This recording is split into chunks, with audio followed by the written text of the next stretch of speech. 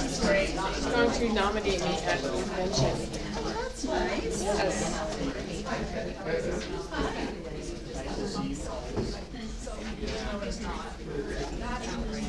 Yeah, we've been friends for years. She used to be a paraeducator at my kids' Diamond Ridge, what was she saying? South Current? Yeah, we got coaches now. She's just out in the hall. Yeah, she used to be a paraeducator. Can she? I've never seen her before. Oh wow, look at this nice power. Any power up here? We got lots of power. Like everyone in the room. Just needs a long extension cords though. I got the power.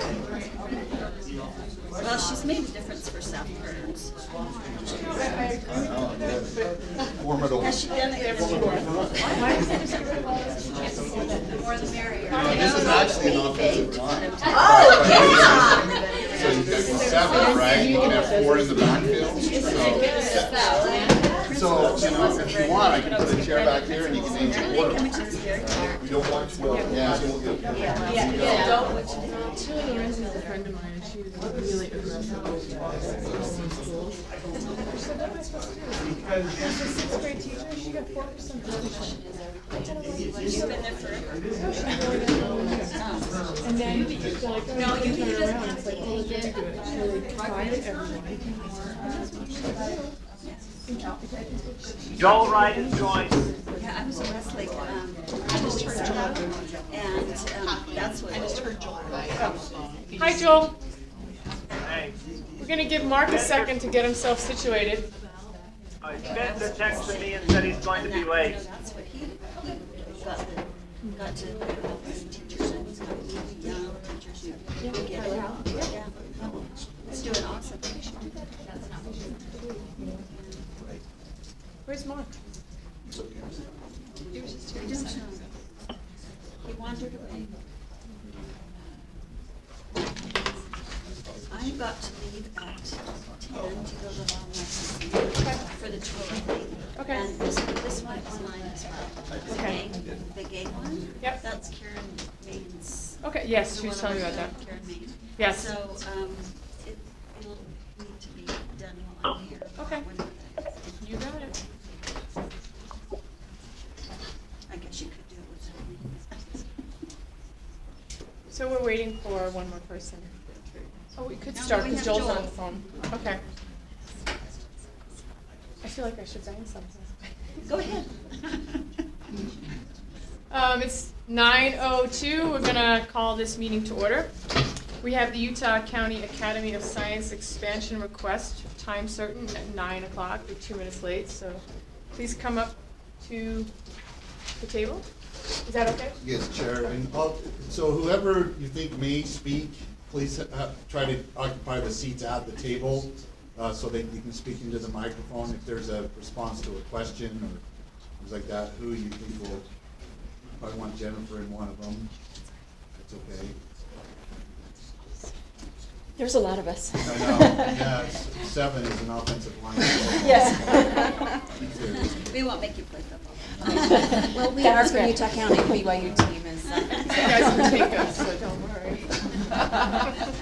So Chair, if we could defer to Director Lambert for background on this, why they're applying, you know, what they're seeking, both in the next, or the upcoming school year, 18-19 and 19-20 and beyond, if that's okay. Sure. We could ordinance to that on the application. Are you okay with that, Chair? Yes, I am. Okay. Thank you. So, go ahead. So Jennifer Lambert, Director of the State Charter School Board. UCAS, Utah County Academy of Sciences, is seeking an expansion not for next year, but for the following year. So for SY 2019-20, I always get the years mixed up. The UCAS is a very strong performing high school. They are a early college high school. So they take students who have an interest in early college, and then they help them achieve what they want, and they do it very well. They usually tie for, kind of go back and forth with New Ames of being the top high school in the state in terms of school grading and many of the metrics. So the State Charter School Board spent quite a bit of time yesterday reviewing this application. We reviewed, you have R277482 went in, the revisions of it went into effect just this week. We reviewed and considered all of the elements that were listed in there, in addition to some other things that we look at as an authorizer. UCAS meets and exceeds all of those things. It's a very strong application. They have good reasons for expanding. They are looking to better serve their population, to be able to better meet the demand that is in the area. They are also moving into a better building. If you go to their current campus, it's kind of like the trailer park of UVU. And so they're going to be in a much better location. They're going to be able to target different populations of students, students that have maybe more need of being able to access college. And so we're very excited. The State Charter School Board unanimously approved this expansion, and we would ask that you also approve it. Any questions? Yeah. Kathy, I have a few questions. Okay, thank you, Joel.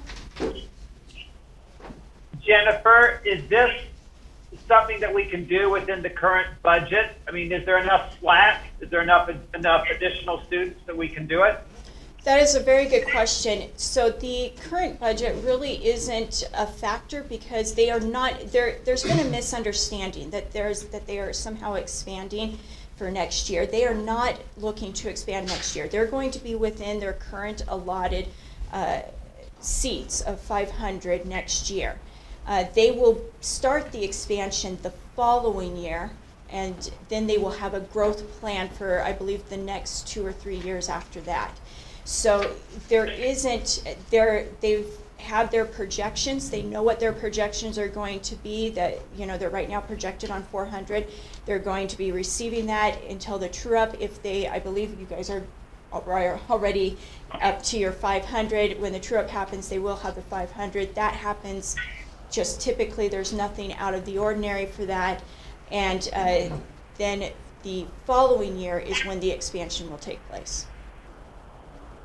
So they just need the expansion approved now so they feel comfortable taking on a lease at a new facility? I mean, why not just go through the regular process then? So if I can, this is not a completely outside of the process. There is a case, so we usually wait for expansions until the last minute. So your deadline is October 1, so we ask expansions to come to us in August. Because usually that's when schools are thinking about that. However, we do on occasion, and if you remember a few months ago, or maybe I guess it was last year, Excelsior came earlier because they need to have the knowledge that they're going to have the expansion earlier to deal with building and to be able to make those deals. That's what UCAS is doing. And so it's actually before your timeline. It's not, that doesn't cause a problem. They're just ahead of the game. Okay, thank you. I just want to add that I live not far from UCAS, and I've seen multiple kids in my neighborhood go there. They are truly a unique charter high school. They have, you know, strong support from UVU, and it is a gem. We ought to have, you know, UCAS ought to be 3 times as big as it is, and has a huge wait list. It gives students, from what I can see, a radically different experience.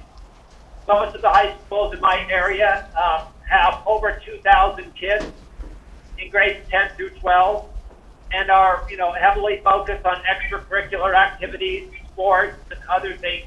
UCAS is not. It is none of those things. It is heavily focused on, you know, college prep, and the students who go there absolutely love it and absolutely thrive. I think it's great. I think it adds real diversity. I'm glad they finally found a better facility and they can expand. But this facility will not be on UVU's campus. Is that true, Jennifer? That is true. It's going to be very close, and it is on a bus line. It's a bus rapid transit line, the new one that's being put in the Orem-Provo area. So, Right, so students can still go to class at UVU and this place at the same time? Yes.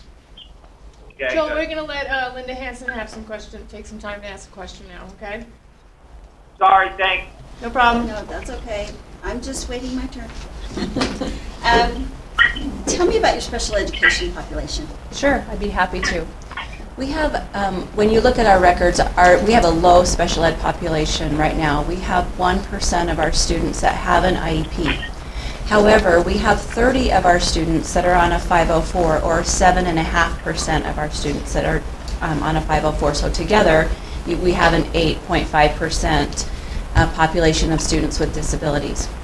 Now, the reason why we have that discrepancy that you see from most other schools is because once a student goes to the university does not look at a IEP. They look at a 504. And so what we've done is we've worked very, very carefully with the School of Education that's right across the parking lot from us and their Autism Studies Initiative program that they have, because many of our students that are on the 504 have autistic, are on the autism spectrum. And they have worked with our students to help them get the accommodations that they need through the college through a 504 plan and not the IEP. Okay, let me make a couple of comments too. Thank So you. you're at 8%. I think state average is about 11. So Yes. you have a little ways to go Yes. to get to the average. And I think you're in an amazing position there at UVU with Teresa and Cardon. Yes. And working at the Autism Center. And special education's kind of my thing, right? Because I've got boys with autism. So I would just encourage you, kids with autism are at about a 50% unemployment rate. And we know from data that they are happier and healthier throughout their life if they have jobs and feel like they're contributing to society. So you guys are a great school, and I just want them to have those opportunities as well. So I would hope that you would open your school and your hearts to those kids and really maybe recruit a little bit, make sure that you get more of those kids with autism, because a lot of those kids are great at computers and those kinds of things. And here in this state, we keep saying we're low, we don't have enough people to fill those positions, and I keep thinking, and then we have all these kids with autism who are unemployed.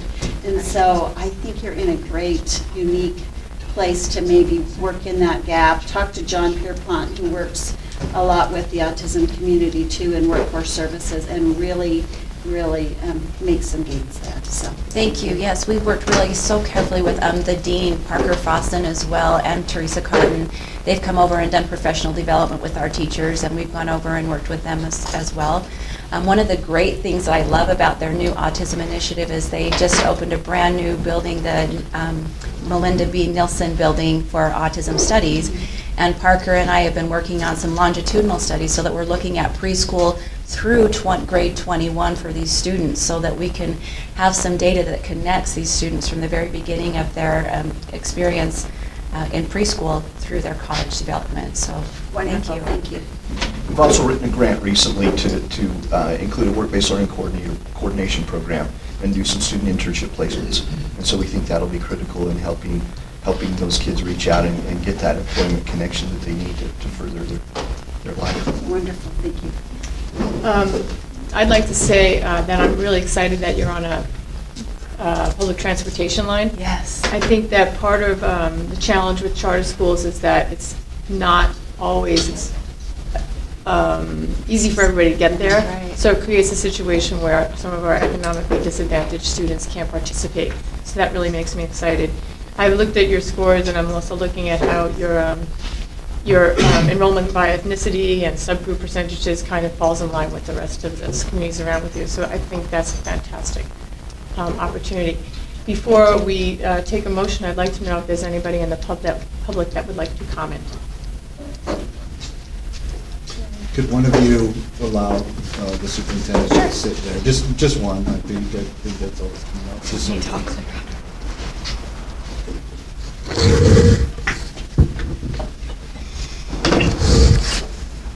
Good morning, Terry Shoemaker with Utah School Board Association, Utah School Superintendent Association. I reviewed this application very, very carefully. Having served on the Board of Trustees at Utah Valley University for 8 years, I'm very well aware of the influence of this institution on that campus, as well as being involved with the partnership there as the chair of that governing board. I know quite a bit about how well it's done. I couldn't agree more with the things that have been talked about. I have some questions about governance. Originally, when this was put together years ago, 3 school districts had significant involvement in governance. As I spoke to all 3 school districts about that, right now, I believe there's 1 representative of the school district on the board. It used to be 3. They were originally involved in actually putting this thing together, but all 3 feel like that slipped away from them, and they didn't seem to have less or maybe no influence at all at what happens there. That's deeply concerning to them. I want to express that. I'm not here to oppose the expansion. I'm just letting you know, when we have these early college high schools created by, worked with and created by school districts, they'd like to stay involved with it as best they possibly can. That's the concern I'm expressing here.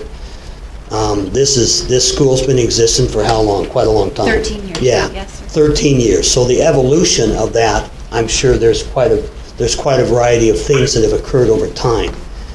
But none of the school districts are going to oppose this. I shouldn't say none of them.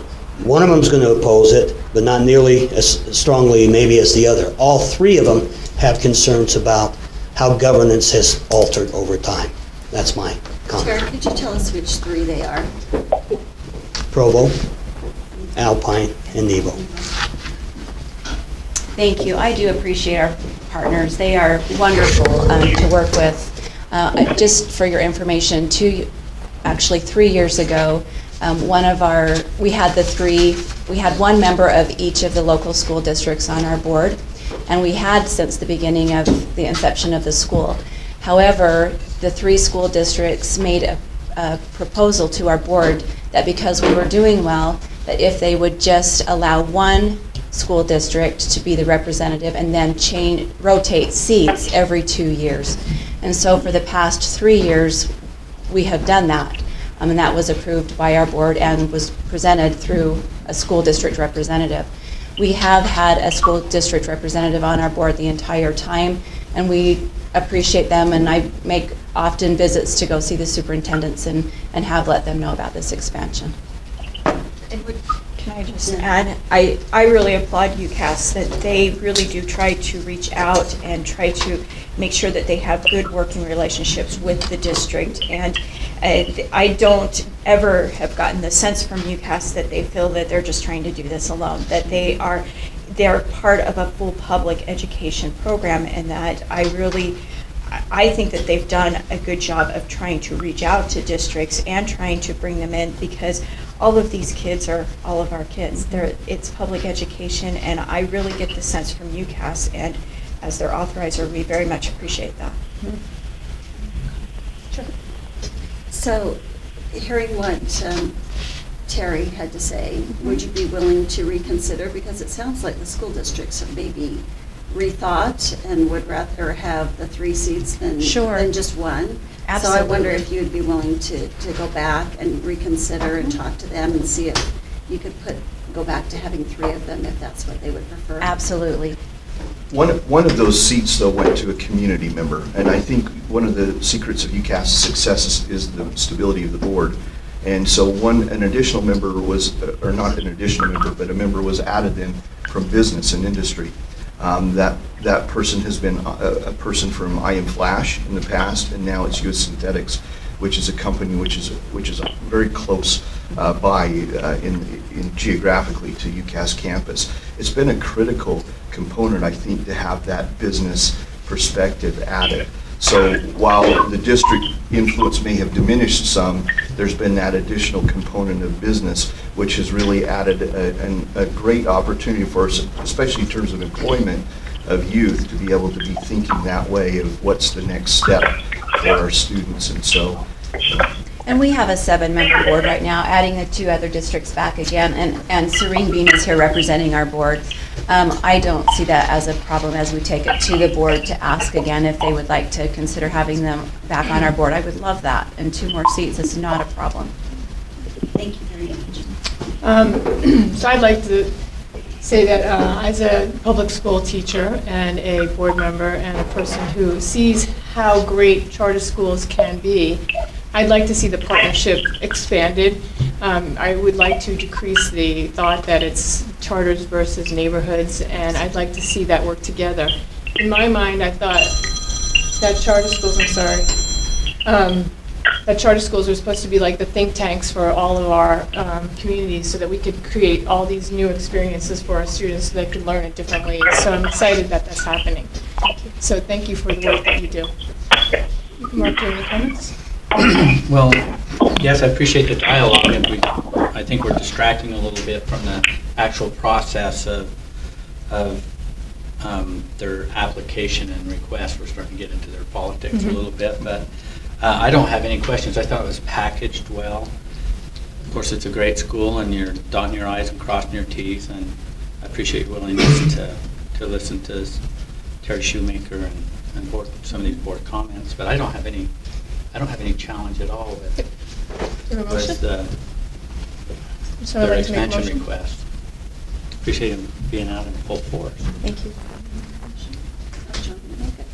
What's that? Are you making a motion? I'll make a motion that we approve the take to our board with support of the Utah County Academy of Science expansion request. All in favor? Aye. Aye. Aye. Joel Wright is aye. Thank you. Thank you. That passes. Thank you so much. I appreciate your time. Chair, go ahead. You can transition now, thank you. As they transition though, we request permission to move agenda item 1.4, R277436 Gang Prevention and Intervention Program as the next agenda item, so that we can facilitate Board Member Hanson being able to leave on time to attend the 10 o'clock. Thank you. So are you okay with moving that agenda item up at this point? I am completely okay with that. Okay. Thank you. So, Chair, we'll invite Ben Rasmussen up. I'm not sure who else. Oh, yes. You all three want to come up for this one? Yes, I'll make all three of you come up. That's easier. Yeah, just come up. Need another chair? Yeah, just go another chair over. Thank you so much.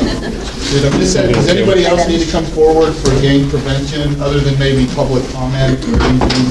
Okay. So I think these are the presenters of this particular item. So if I may, Chair, R277436 is up for its 5-year review.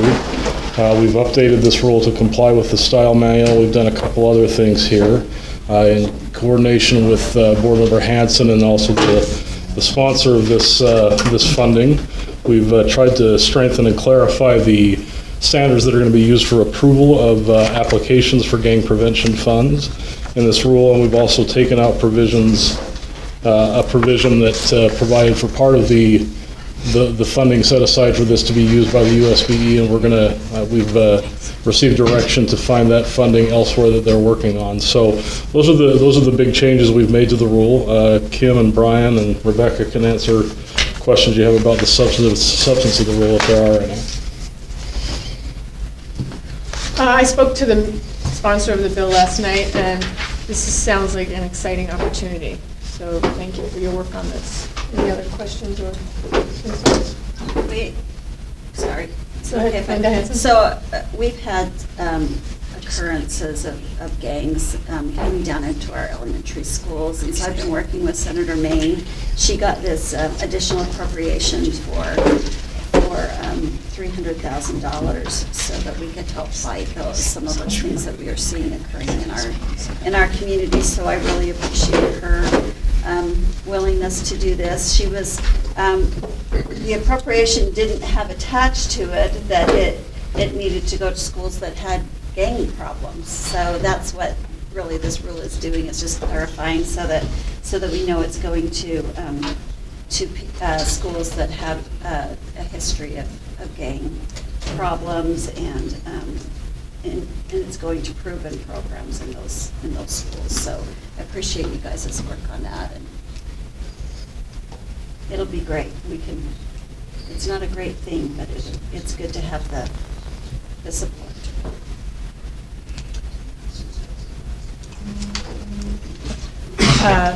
Board Member Huntsman, Chair Huntsman, sorry. Oh, you can call me whatever you want. Well, you can call me Scott too, because I'll take that as a compliment. Kind of bookends here. I almost threw that lighter suit in. Yeah, oh, wow. That was yeah, you guys look really close. Even the hair's very similar. Probably just a little tighter. I know I face stalking charges, but you know. But my question was going to be to Scott on this, well, a little bit, well, as I'm taking a look at this, it seems very doable on how the funds get to the school, and there'll be a little bit of a competing and verification on that. And I'm wondering if you've had a chance, or any of your staff, on writing this. That was my question, because I didn't vet it very well on how we push the water to the end of the row. Sure. Who's chair? Board Member, You're still Scott Jones, please. Agenda item, and then I'll take over. Sir, please speak. Ma'am, yes. So, sir, yes, these, Brian and Kim can attest that I tortured them by bringing them in and staffing this through and through. Twice. Twice, yeah, see, Brian can attest. And what do I mean by that is we are clear that the 1.5 million is intended for game prevention as part of the overall year's appropriation, which is now up to 38 million with the plus 9 million that we received coming out of the legislative session. Jamie can speak to how we fund of the MSP. It starts with this categorical account. And I do ask a request for some time to address some plans or way ahead on this. Is our concern is that, you know, anytime we receive another or additional appropriation for great purposes or all that, we also need to try and make sure that we have the capacity in place or the funding.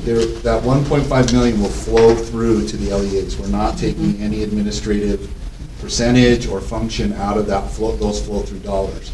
It's this MSP categorical account that we use for, or line of accounting, I guess, that we use to sustain or ensure that we have funding in place for that ability to administer the program properly and support any of the LEAs and you know, the individual schools from our level once they receive the pass-through money. Brian, do you want to speak a little bit more to what the intent is as far as staffing goes and how it relates to the MSP categorical program and what our plan is this year and going into the next year? Yeah, so this year with the wish kind of. Yeah, so give Chair Huntsman what FTE count, how we support the game prevention part. You know, who focuses on that, how much time they spend on it, right. And then also what our concerns are going into the next legislative session. You know, with that, okay? Just like we rehearsed. Okay. I'm ready for that. This is important, Chair. I'm glad you brought this up. This is really important, and we need to go on the record for this because it is a fantastic program, and we always want to assure cost center-wise that we're capturing. That's why we're in the finance. The impact, yes, sir. Committee. So go, Chair Brian, can go ahead. And we are talking about the administrative funds and processes. I do think, though, your question might have started with the dollars to the LEAs, and maybe we'll get back to that. We'll circle back around to that. People, do we have a clean process on making sure that really this is an exciting program? It's not a ton of money, but it certainly will have an impact on the LEAs. We just want to do it. I just want to make sure that we vetted this enough that we can do it right. So when we do our own internal evaluation or audit, I guess so many people cringe when they say audit, but I don't know where that comes from. But that we've walked the walk, right, to make this a successful. And part of our ability to do that then is the use of the admin funds and the history of this. has been the 1.2 million with the 5% carve out through board rule. So we've used the $60,000 flat for the last decade to do that. And the idea was that would be like a 0.5 FTE, and over time it's decreased a little bit. It doesn't even do that. And the next thing that it doesn't provide are those activities that then, and Kim is the current gang prevention intervention specialist, for her ability to go out and assist those LEAs and those grantees and work on the specific activities that the dollars are designed to do. And that's why we're hoping through a process, it would be a legislative process, that we would try to increase that MSP categorical administrative allocation. We could see a full FTE in this position because of the work that needs to be done in the area. But we have everything in place. We have everything in place this year, but as we start the process for state fiscal year 20 and the legislative asks, I would anticipate that we as your staff are going to ask for a little bit more money for the MSP category to support this great program. Well, we're not infringing on the 1.2 or the extra 300,000 to do that, okay? This is a great process because it sets conditions for the process of going into the next legislative session. Not just this particular topic, but all topics and how we come to terms with the staff and what they propose to you for your priorities for the next budget year. My question satisfied. Thank you. Madam Chair. On the road to awesome. On the road to awesome. This is something that is really exciting because we in finance would like to use the data that we have to meet the needs with money specifically. And as I spoke to Senator Maine last night, she was very concerned about not eroding any of the funds that went to the kids and making sure that all of that money was used in specific areas. I have worked in the schools that she serves, and I've also worked in schools that she doesn't serve.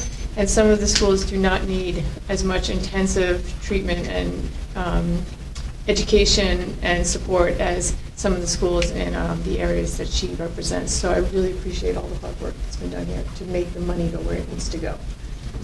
So to that point, Chair, I think, Kim, I think you should explain just as quickly as you can, but precisely as you can, what the application process is about for, especially in light of the $300,000. I think it's good for you to know. Yeah, so I'll speak historically for the 1.2 million. There's an application that's put together based on our end. We look at the needs, so there's a needs assessment section, demographics, needs assessment, what they're going to do with the plan, the budget, and carry out the intervention prevention. That's what the whole thing is gang prevention intervention. And then it's an application. It's vetted.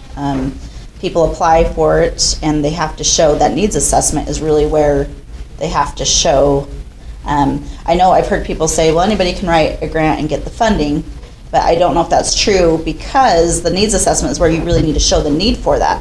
If you can't show the need, it's hard for people to understand that. So that's why we do that RFP, the request for proposal application, and it goes out so that people apply, write that proposal. Then we have trained readers that come in with different backgrounds in criminal justice. We've had police department people come in, JSSC, lots of different readers. And we train them on what we're looking for with these applications so that we can target prevention and intervention specifically for gangs. Each of them last year they read about 5 grants each. There's a whole rubric scoring process that goes out with that. They come back and basically it was the top scores based on the needs assessment down, and that's how it was funded. So that's how it's been in the past, is because that's how we have to know the need. Because like you said, there are certain schools and districts that don't have a need, and the need is not as great. And that's what we want to make sure we're targeting, the actual kids in the areas, in the schools that have this problem with gangs.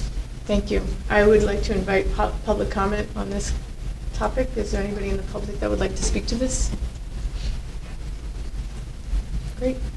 I also worked with a student, and he transitioned to junior high, and he stopped coming to school, and he was joining a gang, and it was really, I contacted the school, and I said, this kid is great, I don't know where he is, and they had things in place to go find him in his community, talk to him, and bring him back to school, and he actually finished high school. So it's so, I mean, I have many stories about that, but it's really nice to see when things are all in place and they work perfectly, and you can pull a kid back into a successful experience. So I really appreciate the work you've done. With that, I entertain a motion to move this forward. I move that we approve R277436, gang prevention intervention programs in the schools on first reading, and ask that the board approve it on second and final reading. As amended and continued. Oh, sorry, as amended and continued. Thank you. All in favor? Aye. Aye. Opposed? Thank you so much for your time. And I turn the gavel over to, where's the gavel? I didn't have Chair enough Wright. hands to carry it. Thanks, His Tom. kids Right. hidden it, they placed it somewhere. Well, this bounce really hard. On the dinner table. So much attention, excessive attention when I draw it myself. Are we back to 1.2, Deputy Jones? We are back on 1.2, Take Chair. us away. Just real quick on this one, the recognition goes to, or comes out of what the superintendent already briefed the whole board on. We received the third quarter audit from State Finance that indicated no findings for all of the samples that took place by them for USBE. There was one major finding for USDB. This is a good indicator of the controls and the efforts and work that's been done over the last year in moving or transitioning into FiNet.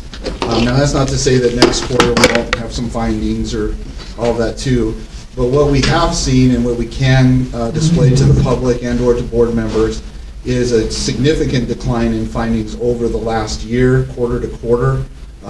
You know, there's some major, some minor. Specifically too, we had a significant trend on purchases, and Zach and Faye can help me on this one, of $5,000, where even internally here, we weren't doing so great. I am aware that several transactions were sampled from our, or as part of this last quarter audit, and all of them obviously passed. The one USDB one was significant on that, but the response is great. They're making the corrective actions. They responded quickly to it, so Debbie Davis has that and will respond accordingly to State Finance. So that's some good recognition on progress and achievements. Again, it's not, you know, it doesn't mean we won't have findings in other areas next quarter or any quarters after that. But once we do have findings, we are doing a very good job of basically attacking and then mitigating against subsequent findings in the same vein on that too. So that's,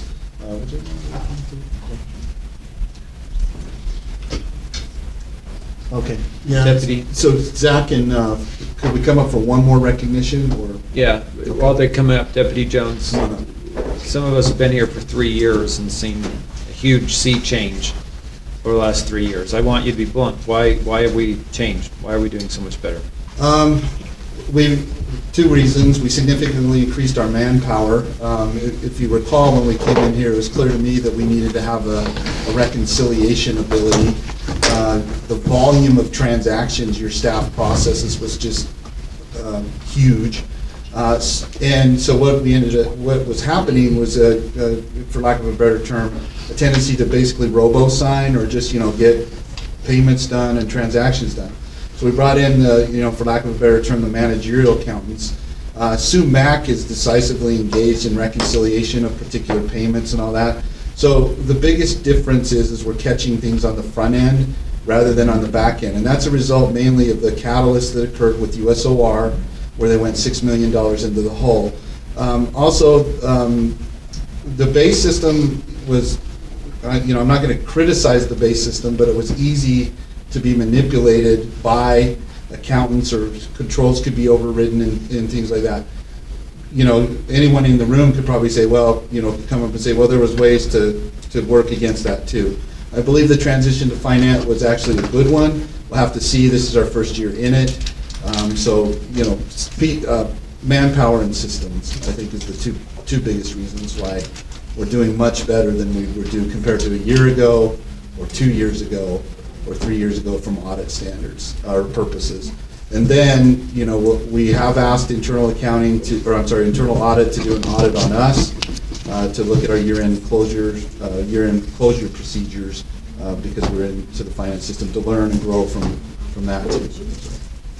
Well, I don't know, Mark. You asked, if I might just take a moment here, I know you have a lot on the schedule. You asked Superintendent Jones a really good question, but to put him in a position to pat himself and his people on the back, and he did a good job not doing that. But he did bring up, when you and I first come on the board, we were dealing with our, we'll just call it our Office of Rehabilitation, our OR challenges into that discovery, and a little bit of change on leadership, but through that discovery, accountability became really important. And so with that, there's been some system changes, controls, a lot of controls, and a commitment by everyone, just not, I would say, that none of the top leadership on the accountability piece, and moving to finance been a part of it. So you asked a question, and so I thought you should get I wanted to share my perspective of what that answer should be. Can I give another perspective? Please. We have Scott Jones. Thank you, Chair Hansen. I am not running for re-election, but if I were running for re-election, I think what has happened and what has just been explained is one of the finest accomplishments on the state school board in these last 3 years, by far. And we've made a lot of progress, so we can focus on some bigger issues. So it's worth celebrating here for a moment. Okay, moving on. Chair, if you turn the time over to Zach, he's got some recognition and achievements and process improvements from purchasing. Yeah. Real quick. One of the things that we are doing to also help the procurement process and make sure that we have the correct procedures and foundation in place, we have created a SharePoint site that is available to the entire building, so all USB employees. We are working on making sure that we have full transparency in our procurements. So we have a tracking sheet where everyone can see where their procurements are. We have training materials that are available. We have all of our forms online, and we are working on creating a robust repository for all of our contracts.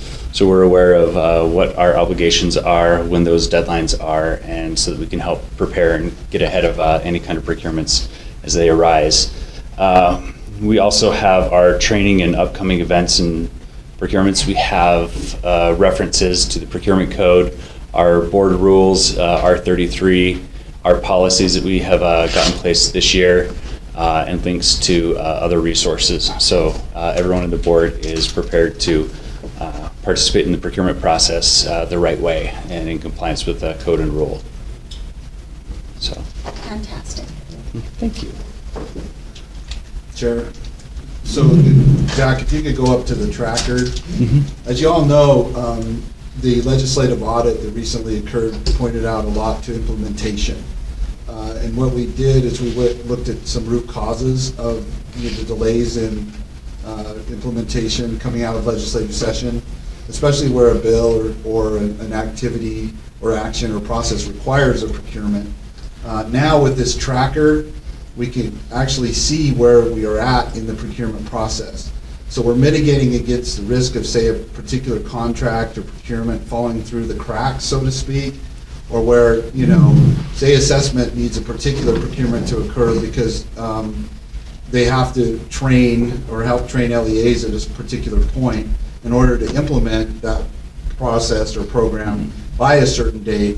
We feel that this is a much better way of allowing the sections to go in and visualize and see, again, where exactly they're at within the process.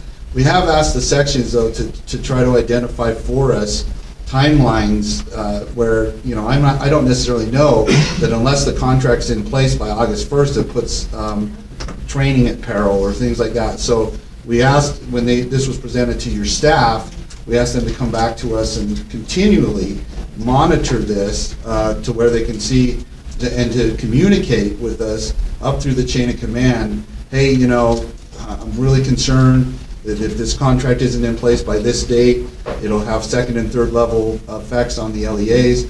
We want to try to get to a point where we're not stressing the LEAs too much or too often, by saying last minute, hey, we got to train you on this, we got to do part of this. We really are trying to build constructive timelines behind the procurement process. We feel this is just one additional tool that will help do that in the future. So,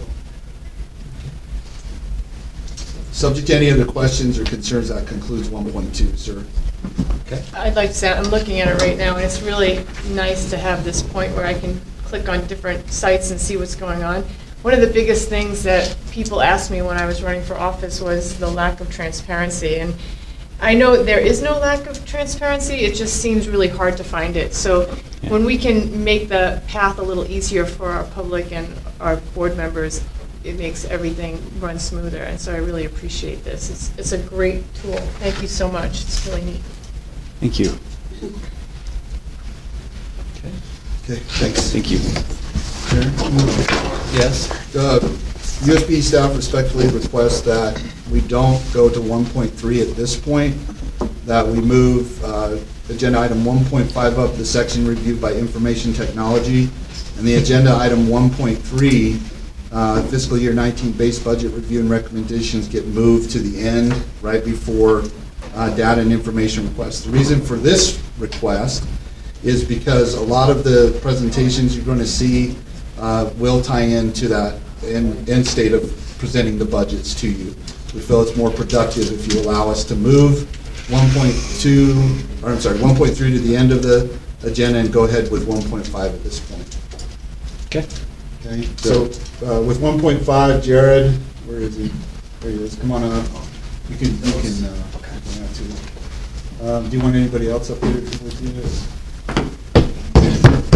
Actually, Deborah, we come up so when we get to the point of talking about their budget. Thank you.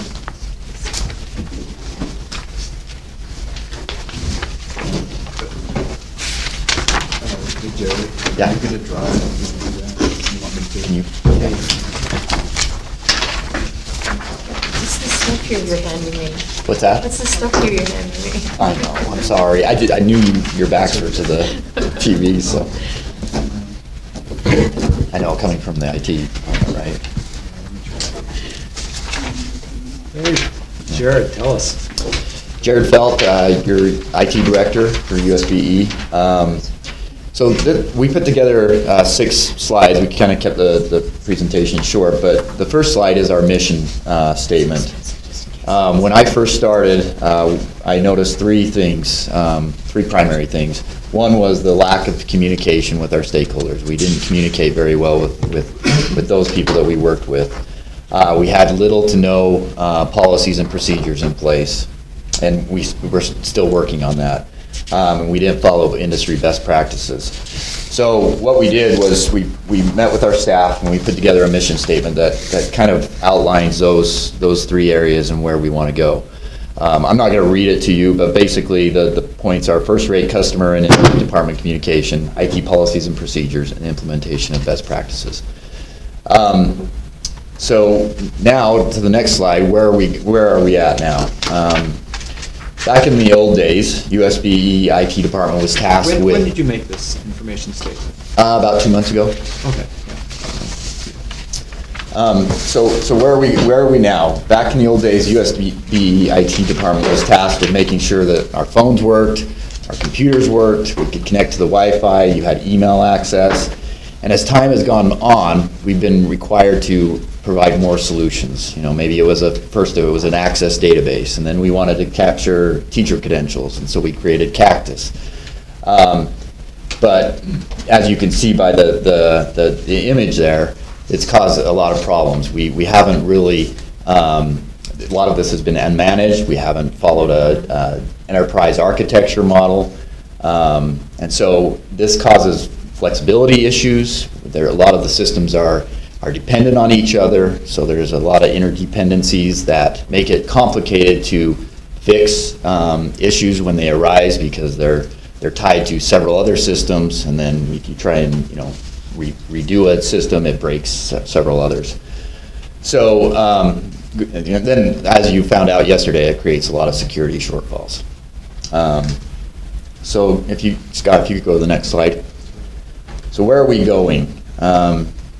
Technology affects our staff and our stakeholders at all levels. I don't think we should be considering IT solutions in isolation or just as a technology project or service. Acquisitions of IT must support and operate within the existing and planned business processes and IT infrastructure. And so how do we achieve this? I believe that the governance of IT needs to be separated from the management of IT. And what I mean by that is the governance, there needs to be a governance body that prioritizes, gets stakeholder input, and prioritizes those solutions to meet USBE objectives. They set direction, and then they pass that down to the IT department to plan appropriately, run and maintain and monitor. So that's where we want to go. That's where we are going. Scott, if you could go to the next slide. So we've identified 3 different challenges. The first one is attracting and retaining highly skilled IT staff. We have 71% of our tech support team below the median DTS income. Now, this is even a greater disparity when you look at the state IT staff that is out there in the private sector. And if you look on the graph, you can see we've identified 2 different sections, network engineers and software developers. So on the right, you have the USBE staff, and on the left, you have the DTS hourly wage staff. And you can see, the disparity there in how we pay our people. And then on our developer team, we have 85% of them below the median DTS in hourly rate. So it makes it really hard to keep our good people and attract new highly skilled people. And as we're transitioning into this new era of where we want to go, we need these people to make this happen. IT acquisitions is another challenge. As I mentioned earlier, we're acquiring IT solutions in isolation, or they're still siloed. So we have sections, and it's IT as well, sections that go out and acquire these IT solutions, and they haven't been properly vetted, and to make sure that it fits in with the overall plan that the objectives set by USB and you as a board. And then we have staffing shortfalls that we feel that we haven't clearly identified yet, but we feel that we are short and lacking in that area, as was stated in the report that was given yesterday too, in the audit report. So our recommendation is to establish a board IT governance committee. Now, whether that's somebody that's designated by you guys and delegated to IT leadership or to leadership at USBE, or however that's set up, that needs to be, I think, separated from the IT management, as I stated earlier. And then we also need financial assistance to attract and retain highly qualified individuals to help build where we're going. So, if I could speak to the second bullet, there was a legislative action that was promoted by the governor's office to try to get a market increase across all IT positions, well, for all IT positions across the state. Last session, that did not go through. We were really hoping that it would, because then we could see that that would allow for more funding. However, even if it did go through, if it was, say it was 3%, that would have allowed us to raise up our positions by 3%, but DTS would have also received the same 3%, and so the gap would have remained. And so when we get to the budget requests, or for your approval later today, or later in this meeting, I'm going to ask, respectfully request that, as you're aware, we've had some good carry forward balances of unrestricted funding, and specifically in your budget as well, where the board's section budget, right, too. So we're going to ask that you consider at that point, I'm just kind of doing a preemptive here. So if we can consider using some of your carry forward ongoing balances to help basically increase the capacity or the ability of IT to meet standards that you're aware of are short from the briefing yesterday. Then also, too, to the first bullet, is to ensure stakeholder input we really feel good under your governance and the Superintendent Dixon's leadership that we're inclusive of all of the stakeholders in almost everything we do now, especially on the ops side. So these two items we would require additional funding for. We have it in the sense to carry forward balances, but I'll wait to get into that when we get to that last agenda item, the state fiscal year 19 review of the budgets and your approval for those, or for a motion for them to go out. So that's what I would add to this. Is there anything else I missed? Okay. So as I look at this third slide, I work as a tech person in a school, and I feel the pain of this tremendously. Many people think that every computer talks to every computer, every program talks to every other program. If you plug it in, you're in charge of it. As we move from having less manual paper pushing, can we, I understand the unrestricted funds, but it seems like that's going to be constantly putting bandits on stuff. So I'm wondering if there's, now that we're moving our, the way that we operate, is there an FTE that can be negotiated from different departments where there was more paper and less tech? Is there, are we rearranging our faculty or our schedule of people? Because it seems like with all the stuff we're doing online now and how we have everything's talking to each other, we should be able to maybe rearrange our staff to accommodate a higher need in tech. Because if all these things don't talk to each other, then we're doing a lot of walking around and fixing it, where if we can just make it talk to each other more efficiently, we would be able to save. Is that? Yes. So I defer to Director Felt to give you a little bit more scope on, well, let me tee this up first with, when he was hired, I gave him specifically areas that he needed to focus on. Mm-hmm. Security, manpower, systems, and then kind of as an ancillary to the website, mm-hmm. right, too. So what he's here talking about is kind of a more of a aggregate look across those three areas. Yep. So you received the security briefing yesterday yep. in the executive committee meeting. This is more about the systems piece too, mm-hmm. but now go ahead and talk about your personnel, what you've done, where we're headed with that. Gavin's been instrumental in he's our consultant part, and then Chuma as well, bringing him on from Hill Air Force Base. So go ahead and answer the chair's question. The unrestricted funds just seems like it's not a consistent source of revenue, so that's my concern. I don't want to have staff you and then unstaff you and then staff you and then, no. So that I want to make sure that it's a more consistent. Well, I think we need to, you know, we have to still come to you with a plan of how many people it's going to take to fix what we have here.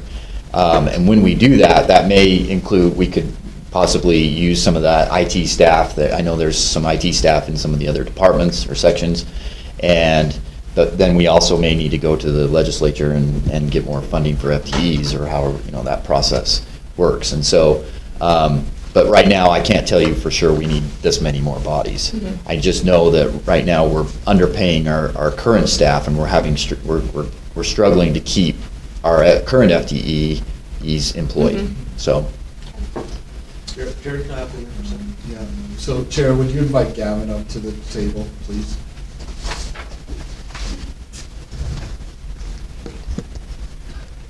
So, Gavin, introduce yourself. My name is Gavin Packard. I'm the consultant that you've hired from DTS, and you're paying for a year to tell you stuff about your organization. What Jared's getting at is there do seem to be initial analysis over the first 2 months. Looks like you do have some efficiencies, I think is what you're getting at, to be gained in terms of automating certain activities. Certainly in the help desk area, that's definitely a possibility. You're really thinly staffed there, but your broader problem is, and will be long term, that in your data center operations, there really aren't that many efficiencies to be had. There's so much work that is greater than the amount of staff that you have available, and the concern that Jared was talking about a minute ago, where you're essentially serving as a training ground for DTS and other organizations. So you're bleeding out people. They come in, they're here for a brief time, then they leave, which puts heavier pressure on your existing staff forcing them really into an EMER mode, emergency mode. Everybody's always grabbing their fire hat and their hose, and they're running out to go to work. And there isn't time to do the important work. We really only have time to do the urgent work.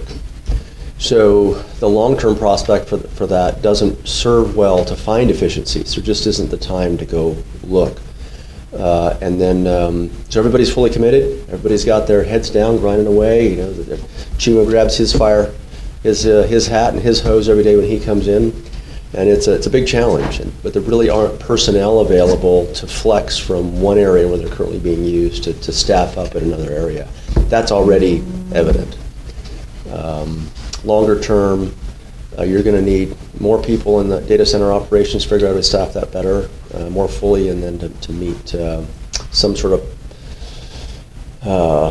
dollar per hour measure against at least DTS, so you stop bleeding people. Okay. Thank you. Chair. Thank you. Just a comment, and then I've got a few questions. We mentioned a little earlier about 3.5 years ago, you know, in finance, we and it's all known, we had our Office of Rehabilitation, a shortfall. We went through discovery, and through that discovery, a lot of betterments came to our organization on USBE. What's happening in IT is our new OR, in my opinion. I believe with finance and we have these other things kind of working out, but isn't working for us right now as well as we want. Not to say that it's bad or anything like that. Is our new SOS is how we're going to deal with our IT department, because there's so much. There's the security, there's interfacing with all these entities, and we've heard this on the sidelines for about, well, ever since you came on board. We knew we have a problem, and today we're getting closer to trying to resolve that. So the finance committee, I think we should take a look at what's happening with all aspects of IT and make it a high priority moving forward. And I see what we're doing here with the budget and budget request, but I think it's a lot bigger than what you're bringing to us today. Right. I think we're going to move the needle a little bit, but we're not fixing anything. And so some of the questions I have, some of the concerns I have operationally, and we're not here to fix operational concerns, and that is I cannot comprehend why our other sections would have their own independent IT staff. I don't think we're going to get where we need to go with that in place. There's one USBE, there's one IT department, one IT purchasing department, and if we're going to get control of this challenge that we have, we've got to draw some hard lines or have our deputy superintendent and if they need our help to do that, they could reach out to us. But we need to reel this in and reel it in quick.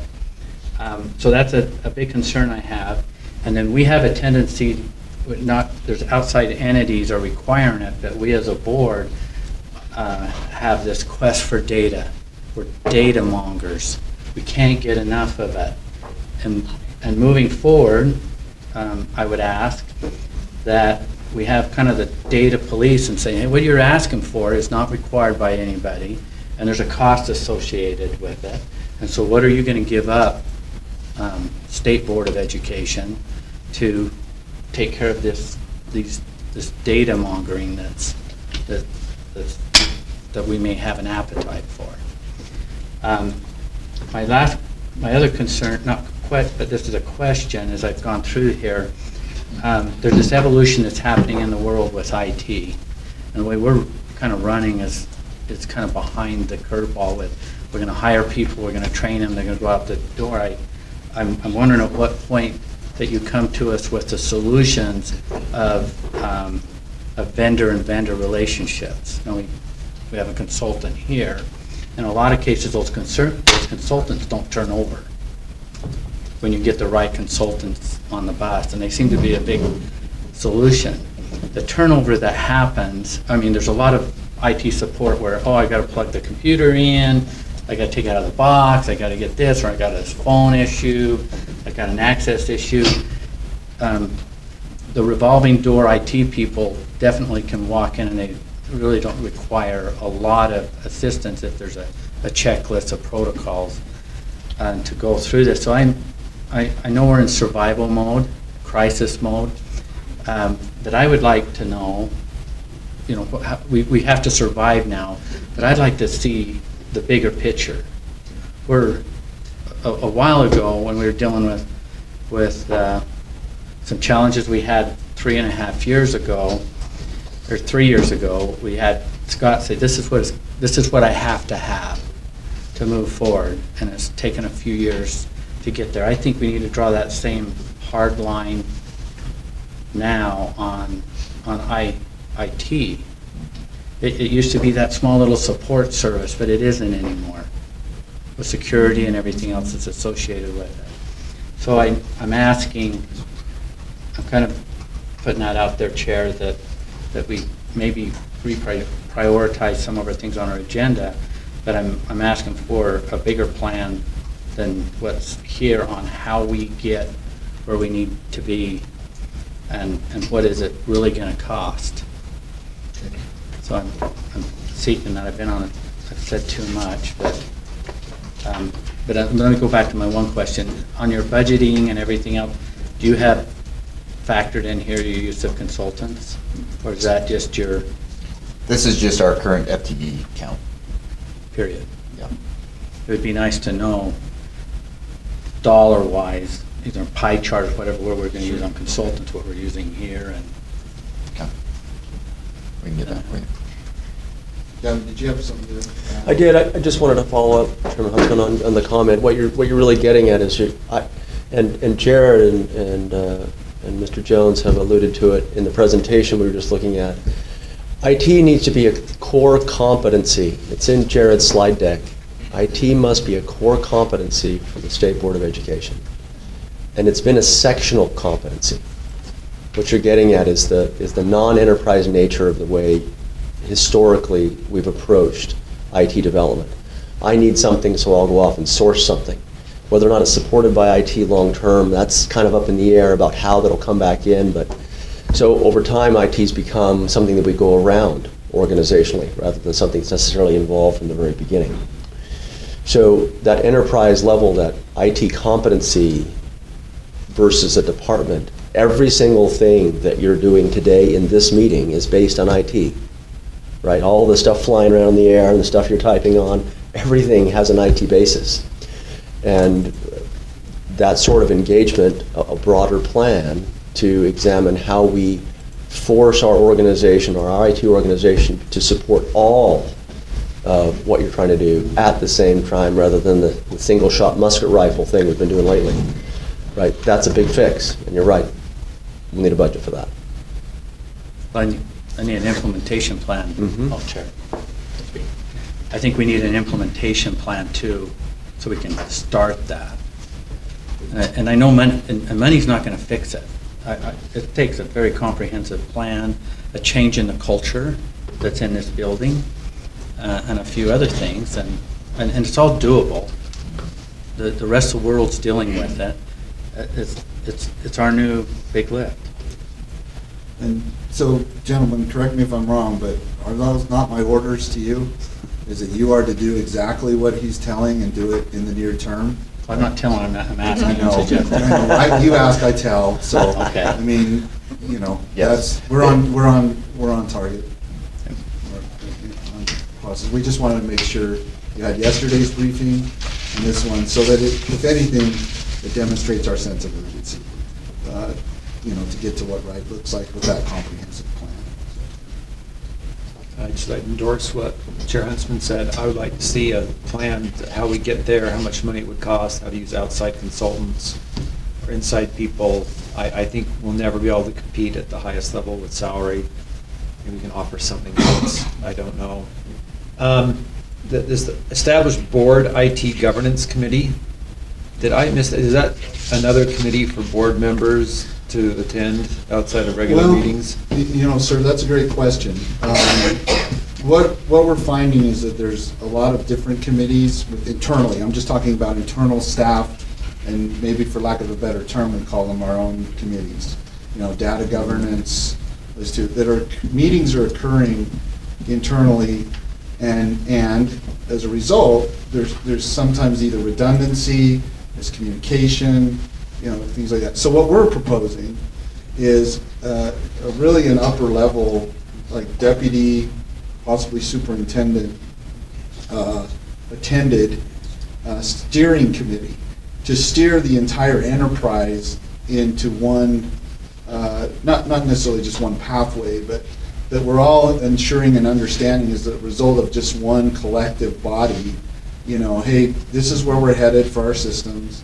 To the chair's point about, you know, all of the inundation we do on the LEAs for data, right? Where I think that anyone representing either the regional service centers or the LEAs here could attest that there's probably a lot of information we ask for that is redundant and overwhelming at times, that in our systems we, you know, if we were integrated, we would find that. So the point of that, going to your question, is we would very well love or welcome, you know, 1, 2, however many board members would like to be part of that steering committee, or you can leave it up to the staff and we can come back and brief you, you know, on, you know, where we're headed. We are just really trying to see, you know, like, for example, you have an Aspire users group, right?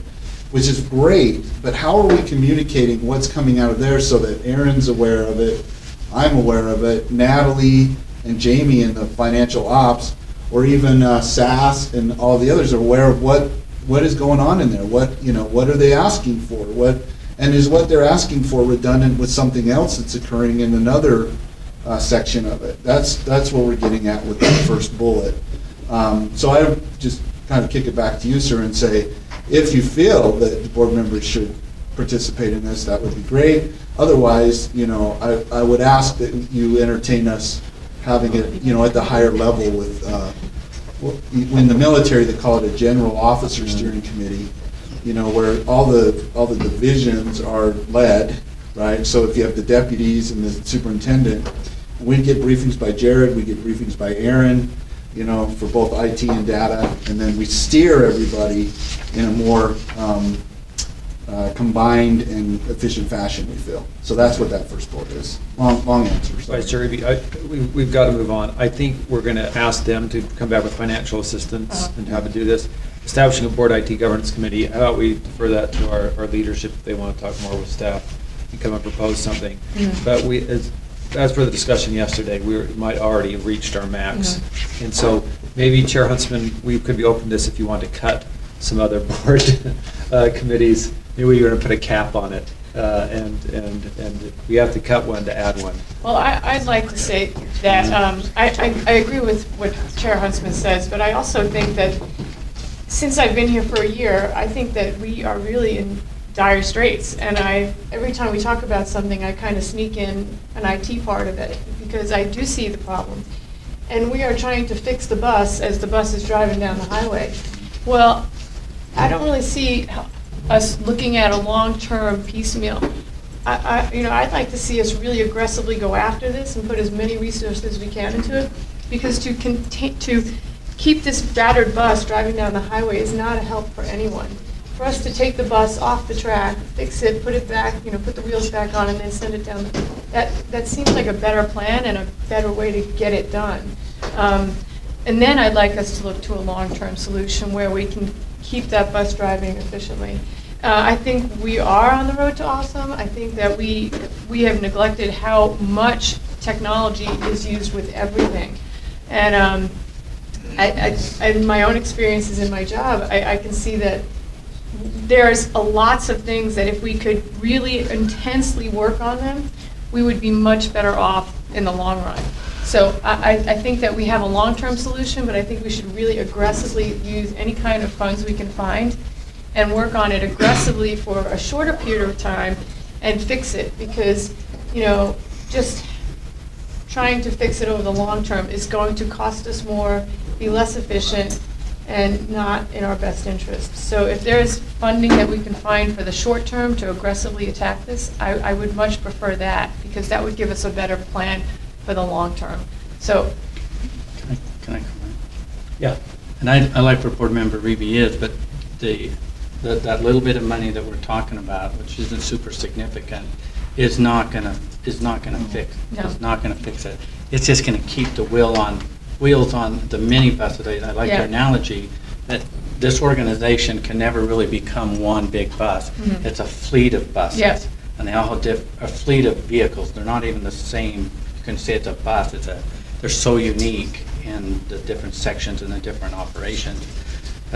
And so I'm very supportive that as we do that, really quickly, I'd like to know what right looks like and a strategy to get there quick. And so I think we can do both things at the same time. He's just trying, but this is just going to keep the wheels on the bus. Yep. It's not going to, on the Okay. different buses. One more? Go ahead. If we're going to fix the culture issue that you were alluding to a few minutes ago in your comments, you're going to have to connect the head to the body. Right now, the head is disconnected from the body. So we're going to need senior leadership from the board in order to make sure the IT is going the direction you want it to go, or it will continue to go in the direction of every section head where that individual wants it to go. We're going to need senior leadership. Well, I see the IT as the bus and all of us getting on the bus. I don't see it as many buses driving down the highway, because we all have to talk together on the same platforms. And if those platforms don't talk to each other, we're in a traffic jam. So I would prefer that we all get on the bus.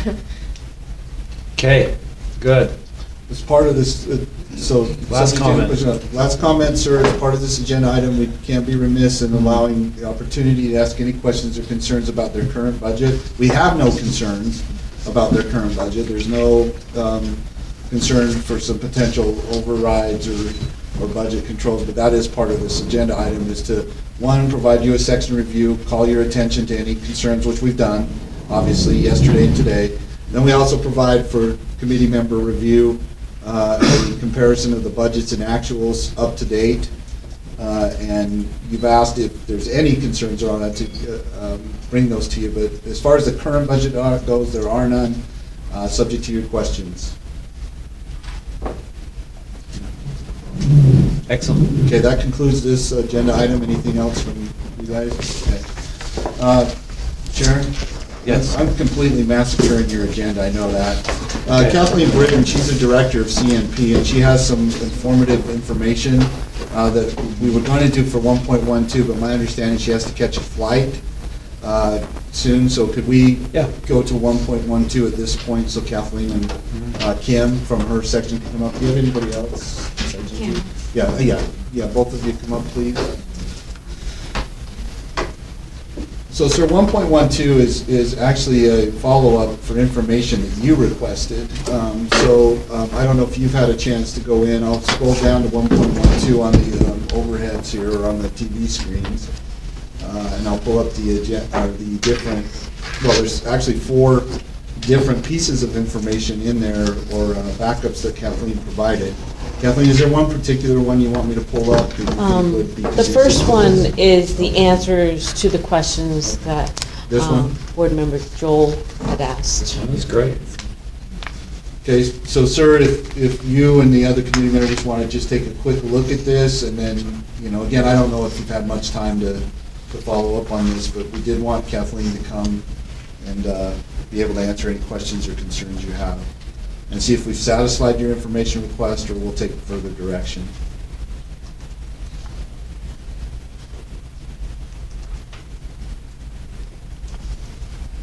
So, under the National Healthy School Environment, caffeine is not allowed to be sold in elementary and middle schools, but is allowed to be sold in high schools. Correct. Can you tell me the public policy argument why it makes sense to ban it in middle schools but allow it in high schools? That is part of just of the federal regulations of the Healthy Hungry Kids Free Act that passed in 2010. USDA determined that. Could we restrict it in our high schools? Yes. We could. Okay. To prevent children from a lifetime of drug dependency would seem to be wise. I don't know how else to put it. I find it shocking. If people want to disagree, that's fine. I guess I'll talk to my other board members and see what we can do. Well, it says with caffeine-free with exception to natural traces amounts. I think some of our high school students being voting, driving people sometimes likes a cup of coffee or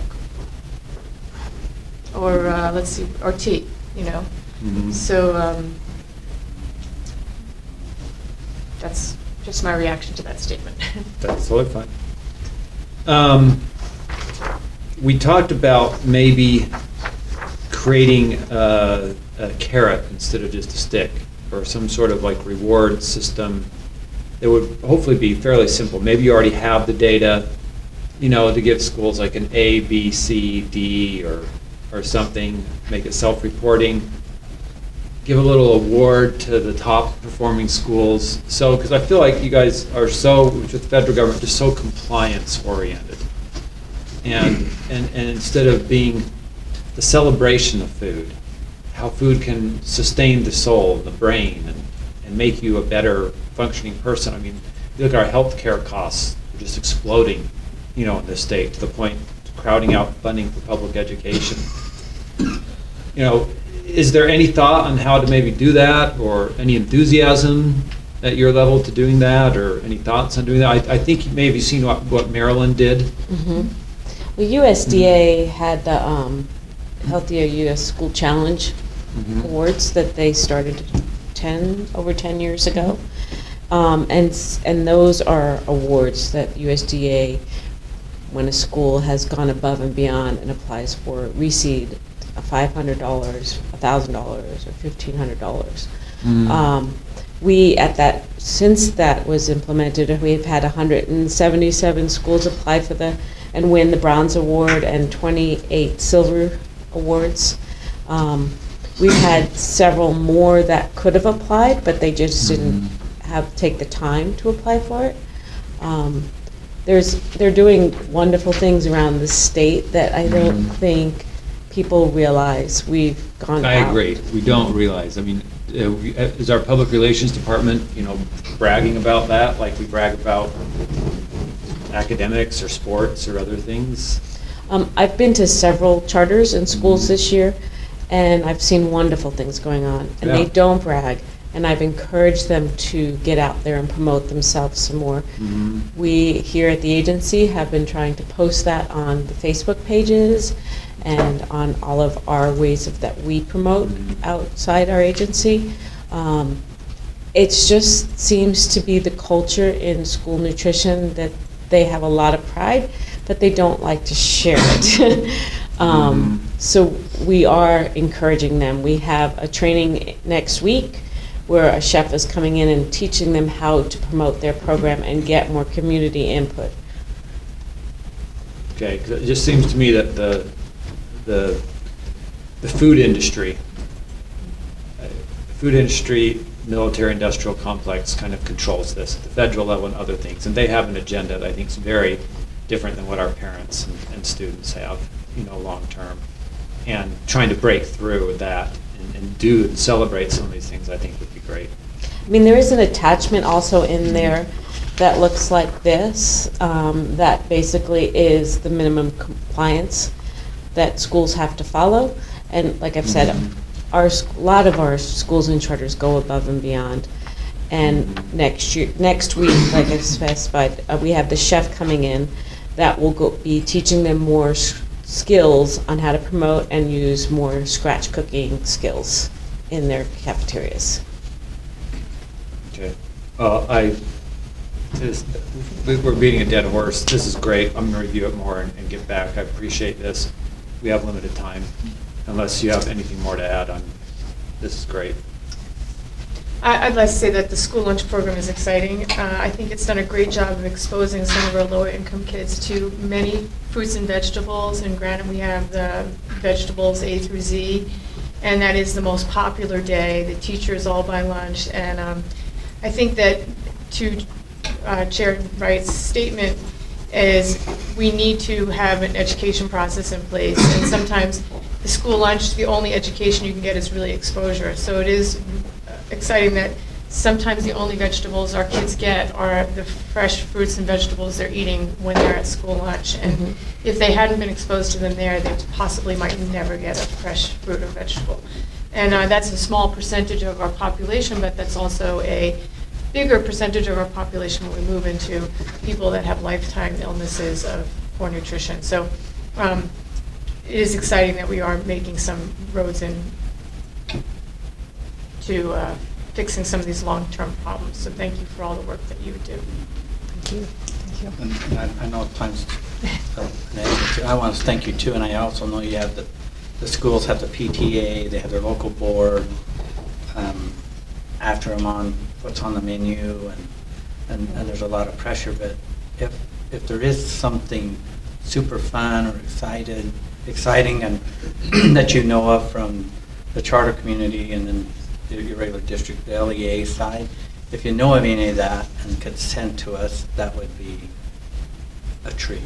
Okay, we will. We have No plenty. with no caffeine. And, I mean, our public relations is in touch with the media, and they're looking for stories. And I think these kind of stories sell. So original, healthy, innovative things. Let's get it to our PR department, and they'll get out to the news people, and let's celebrate this. Yeah, Superintendent Dixon went with our team to the breakfast week at Backman, and we had the Fox News was there and Deseret News. Are we still the lowest in providing breakfast in the nation? Yes, we are. We have some solutions on how we can change that we can bring up later. I have one request. Do you think we can ever bring back, it was called Snow Cap? The Snow Cap, which was fried. Hey, we know some of, we got a few people. I have no idea what that is. You have any idea what that is? No. It's a slab of bologna with mashed potatoes and cheese. We're trying to get healthy. Ours was split hot dogs. Hot dogs split with mashed potatoes. I've never seen that. No, I don't know if that would fit currently in the regulations. You know, If we're going to bring caffeine, if we're going to, they can have caffeine in.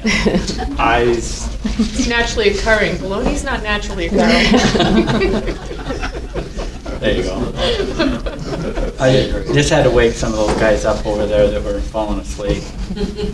I don't worry about the numbers of people participating as much as I have seen such a great improvement in the food that has been served. So our breakfasts now include fresh fruit, and our lunches all include fresh fruit with salad bar. So it's real, like, to me, the numbers that are being served are not as exciting as seeing how healthy we've moved and how we really aggressively try to get children to eat fresh fruits and vegetables. And so that has been the excitement for me as a person who's in the schools every day to see that change in the last couple of years. So thank you for that. Thank you. Any other questions? No, thank you. Have fun wherever you're going. Thanks. Deputy Jones, why don't we do one more item and then take a 10-minute break and come back and wrap up things? Okay, sir, so we, given that you've, thank you for moving the agenda items around. We are back on to 1.6, statewide longitudinal data system grant update. So if you'd invite Aaron Bruff and, I was gonna say Aaron Rodgers, like the quarterback of the, but Aaron Bruff up forward, and Albert Tay from data statistics section to cover this one. And while they're, do you want me to disconnect and you guys present, or how do you? No, go ahead. Okay. Okay. I'm not a very good banner. I'm not a very good flipper. So. While they're getting seated and while I'm pulling this up, I don't know if I can chew down and pull this up. But yeah, Maybe you need a cup of coffee. She updated that. Sparky. Naturally, Naturally occurring caffeine. I'm not a soda pop. added sugar and naturally occurring sugar. This particular, go ahead, sir. No. This particular agenda item is something that we want to, or we ensure that we update you on once per year. It is quite a grant. It's over several years. I won't steal too much of your thunder. The big takeaway from this, or the key takeaway, is we are progressing with the UDRC towards the statewide longitudinal data system.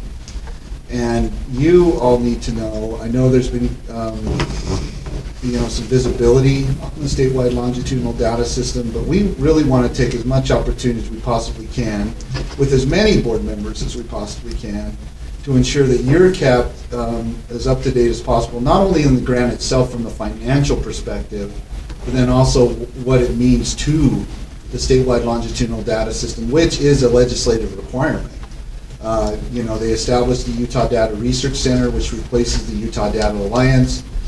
There's been some movement within that. It's, I would categorize it as good movement. However, anytime you reorganize or start, accelerating on the road, there are some things that get missed or delayed, and we don't want to jeopardize a grant per se.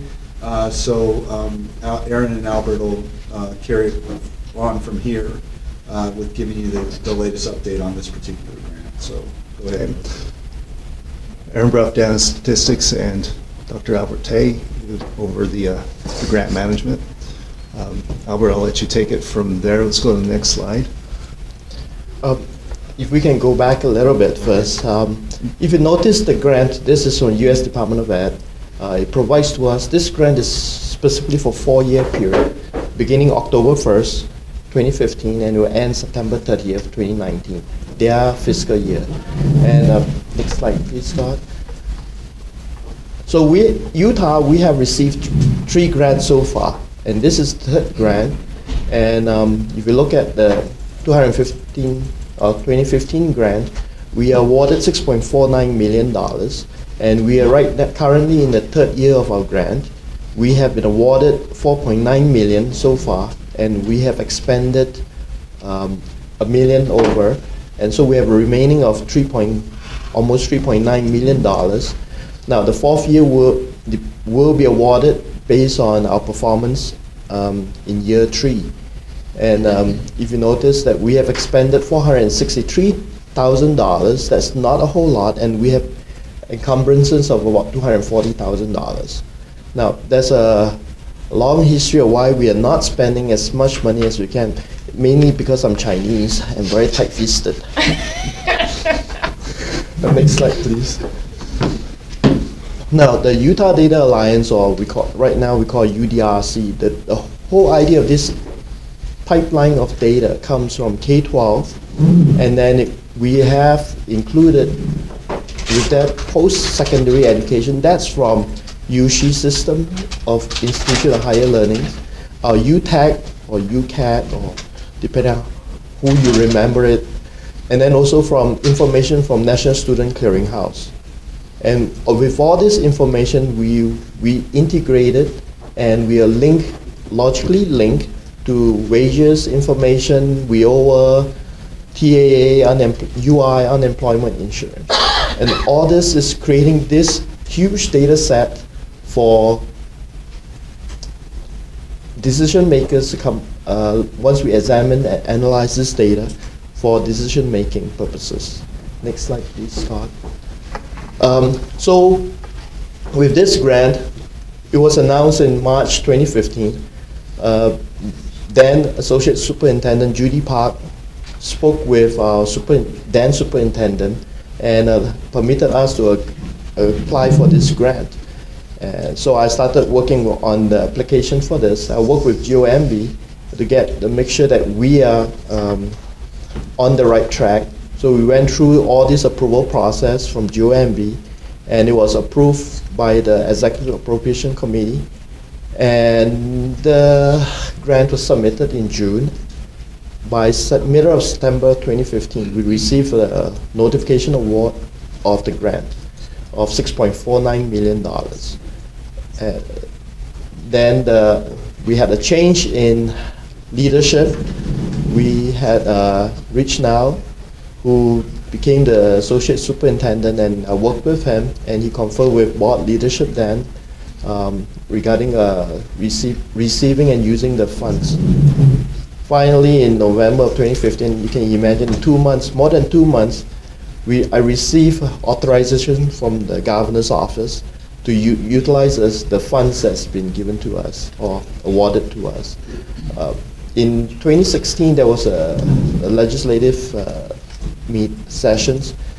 A new rule came about that USB may apply for grants less than $1 million, but if it's exceed $1 million, we need to go through EAC as well. So with that background, with a lot of hassle, we finally got approval to use the funds.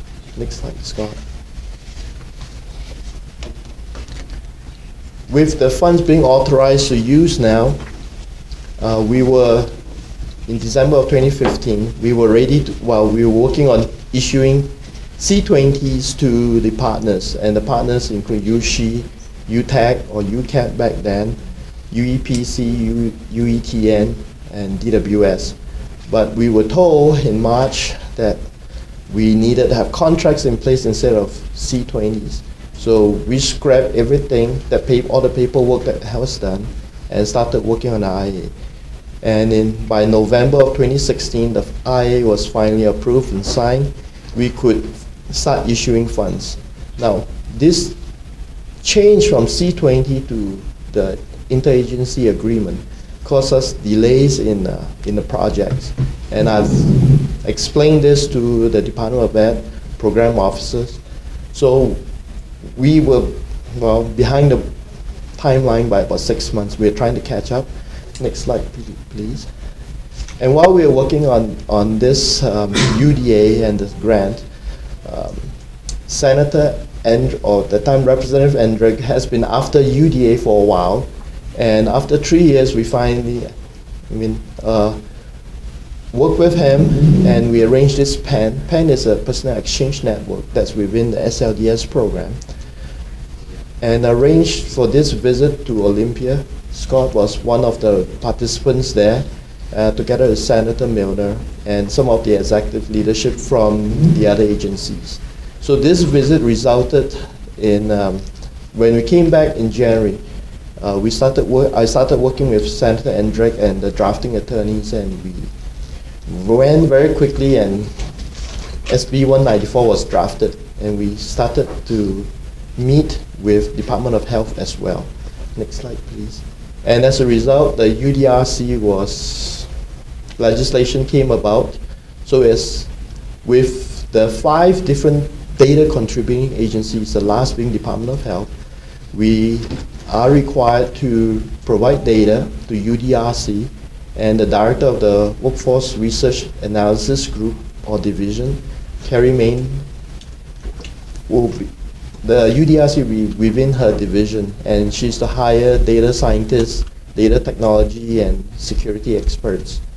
And we've also created a research, the UDRC Research Advisory Board, and Scott sits on that board. Next slide, please. So with the director and advisory board and the interim education committee, they came up with a prioritized list of research projects. Now, the UDRC is funded through funds that, what we call the UDA funds, that they defunded 2 of our partners and moved the money to DWS. So you notice the negative or the red numbers. And $955,000 was moved to DWS for the operations of UDRC. Albert, Chair, if I could just interject at this point. This is important as a takeaway for the 2 remaining committee members, is bullet number 1, shall create a prioritized list of data research projects. As we progress towards and along the line of towards the SLDS, other board members are concerned about, well, we all are. We're all concerned about data sharing, research projects, and all that. What's also important about this is other board members, rightfully so, brought up, well, is there an over-reliance on grants or federal funding or like that? So The reason why I asked them to show you that once we've started to progress is we're required to do so by legislative, SB 194. And right now, the appropriation is the $955,000 that goes to DWS. So there isn't sufficient state funding to get to the goals that have been established as far as the SLDS goes without the federal grant. Now, that doesn't mean your staff is taking a particular position. We don't do that.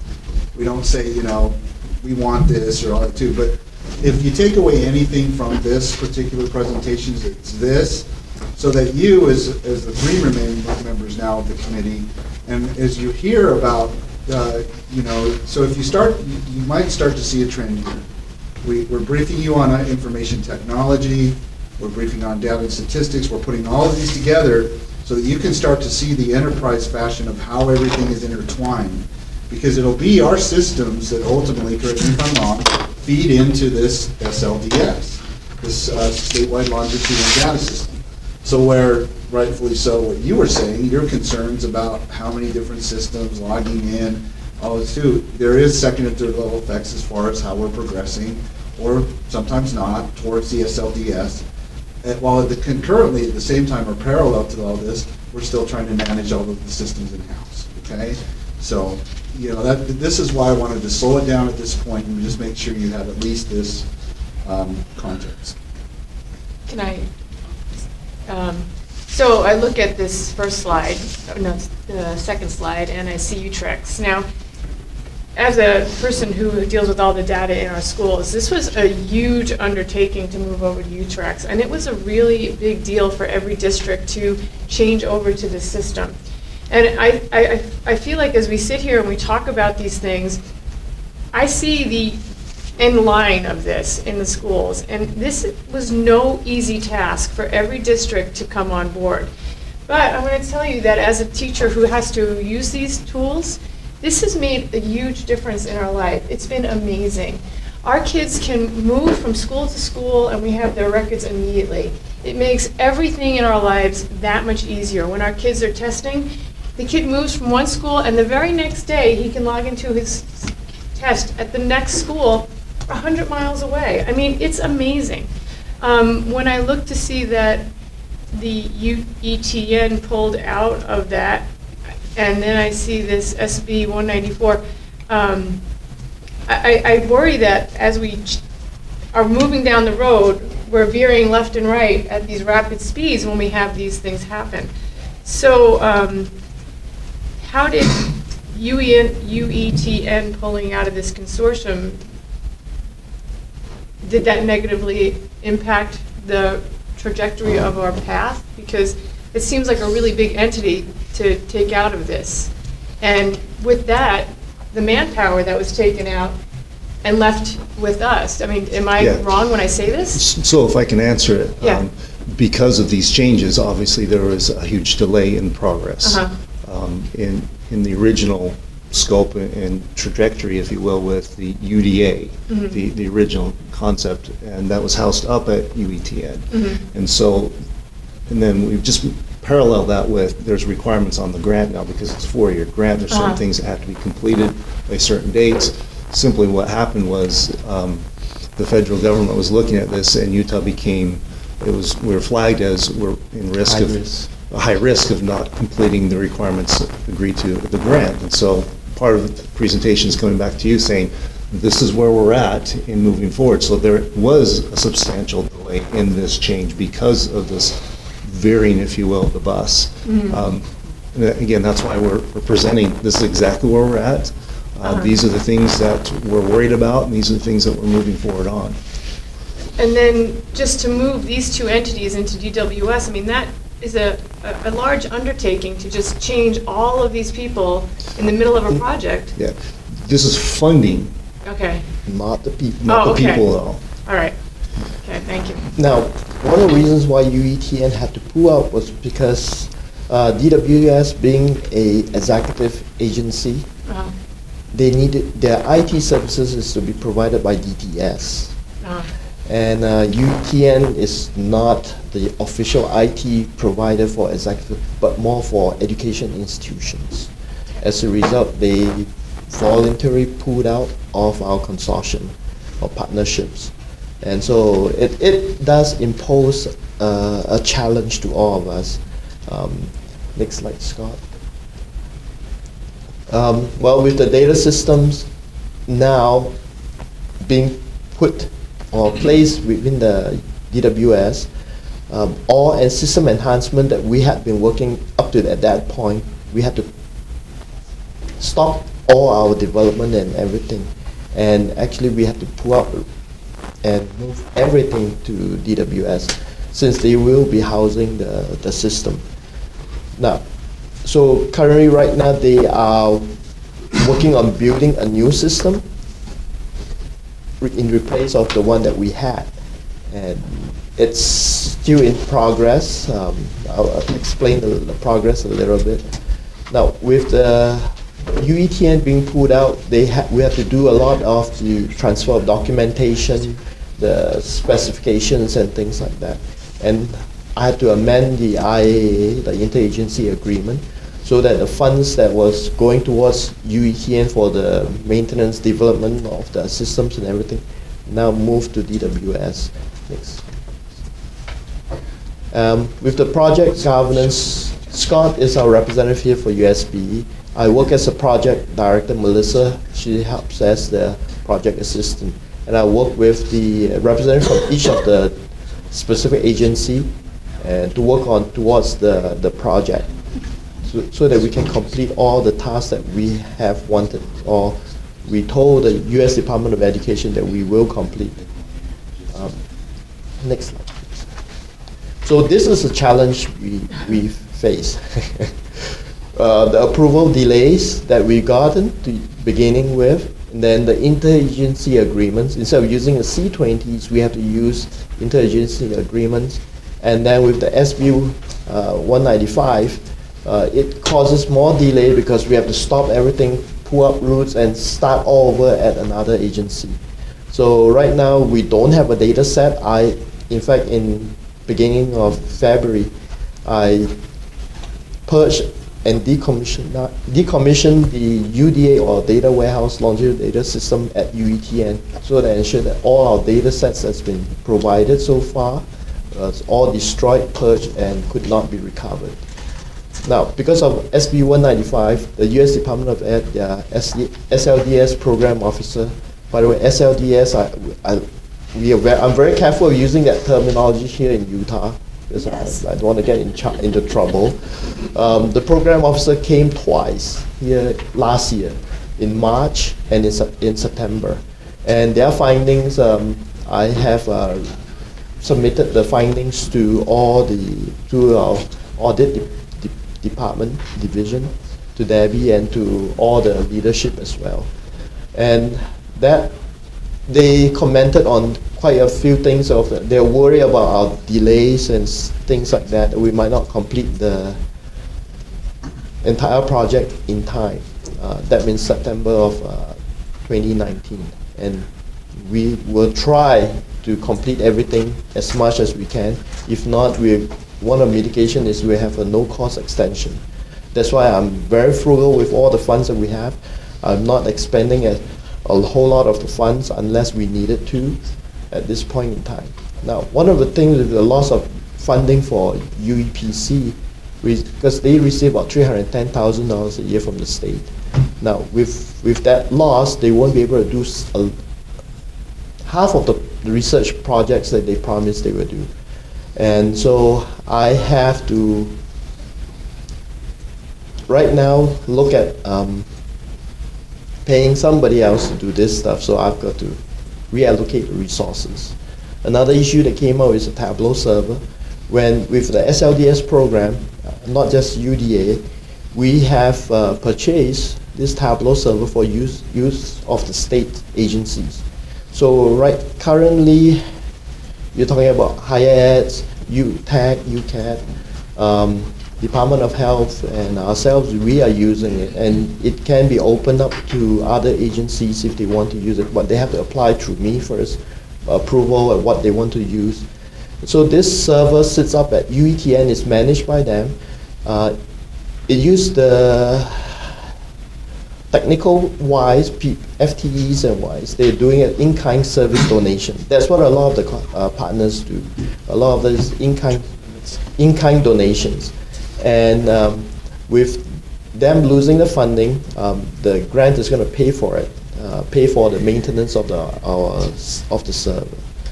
And of course, with all the various time delays, we work with data sharing agreements right now.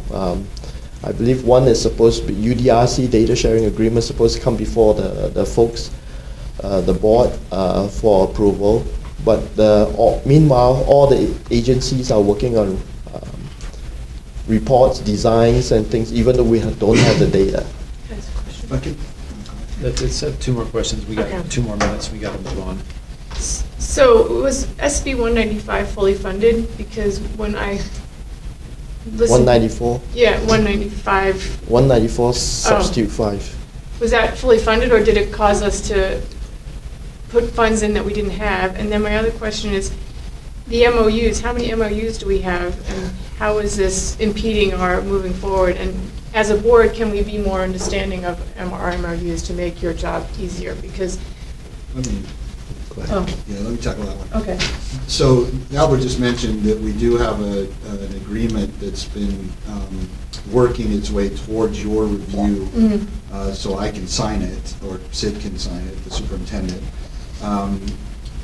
Whenever you involve multiple agencies, as we are part of the UDRC, we always make sure that we follow the process and do our due diligence. We have our attorneys, and David Thomas has been the last one to provide input on the agreement. We're anticipating that we'll have the agreement solidified to where all of the agencies will sign it. Well, you'll have the chance to review it at the May meeting. So to your question on how can we, it is what it is. This is required. Yeah. You know, the statewide longitudinal data system is required. We do have to do we have to perform due diligence in the sense that we have to have Whitney, you know, that has her say in, you know, the data privacy piece and all that is your due. And so my point is that when it comes time for you to review that, which will be at the board meeting next month, is we take a little bit of time on it so that you can hear from Whitney and you can hear from your attorneys that everything is in place. Because there is still so much concern about the fact that there's all this data flying back and forth. But we're safeguarding it. We're making sure that the data elements are protected. You know, there's disaggregation. There's all these types of things too on that. Well, I'm kind of not really thinking about the data. I'm just thinking about the money behind. Right. With the MOU. So when we have an MOU, do we make sure that they have put in all the legwork technically before we have to put the legwork in technically? Because we look at the MOU and we're like, oh yeah, that sounds like a great idea. But then when we're giving it, we're like, our IT department's up in the night trying to make these two systems talk to each other, you know? And then with SB 194, it's like, it's great to have this system that we're talking about, but when we went on board with this, do we understand the undertaking and how it was going to jeopardize another grant? So when I look at this, I'm like, I mean, DWS not wanting to house the server is crazy to me too. I mean, I'm like, wow, this is a lot for our IT part. I mean, it's a lot. And everything runs on this. And I'm just like, wow. If I may, there was some state funding associated with the Utah Data Alliance, which was repurposed in SB 194. And so that funding was just, the reallocation and the changing was a part of that. So the initial funds was there. It wasn't a lot, but it was repurposed to the appropriate agencies. And what are we going to do with the server? I mean, it's a fun question. That's a big deal. It is. Okay. And that is where, as you know, my position on this, I need to address that.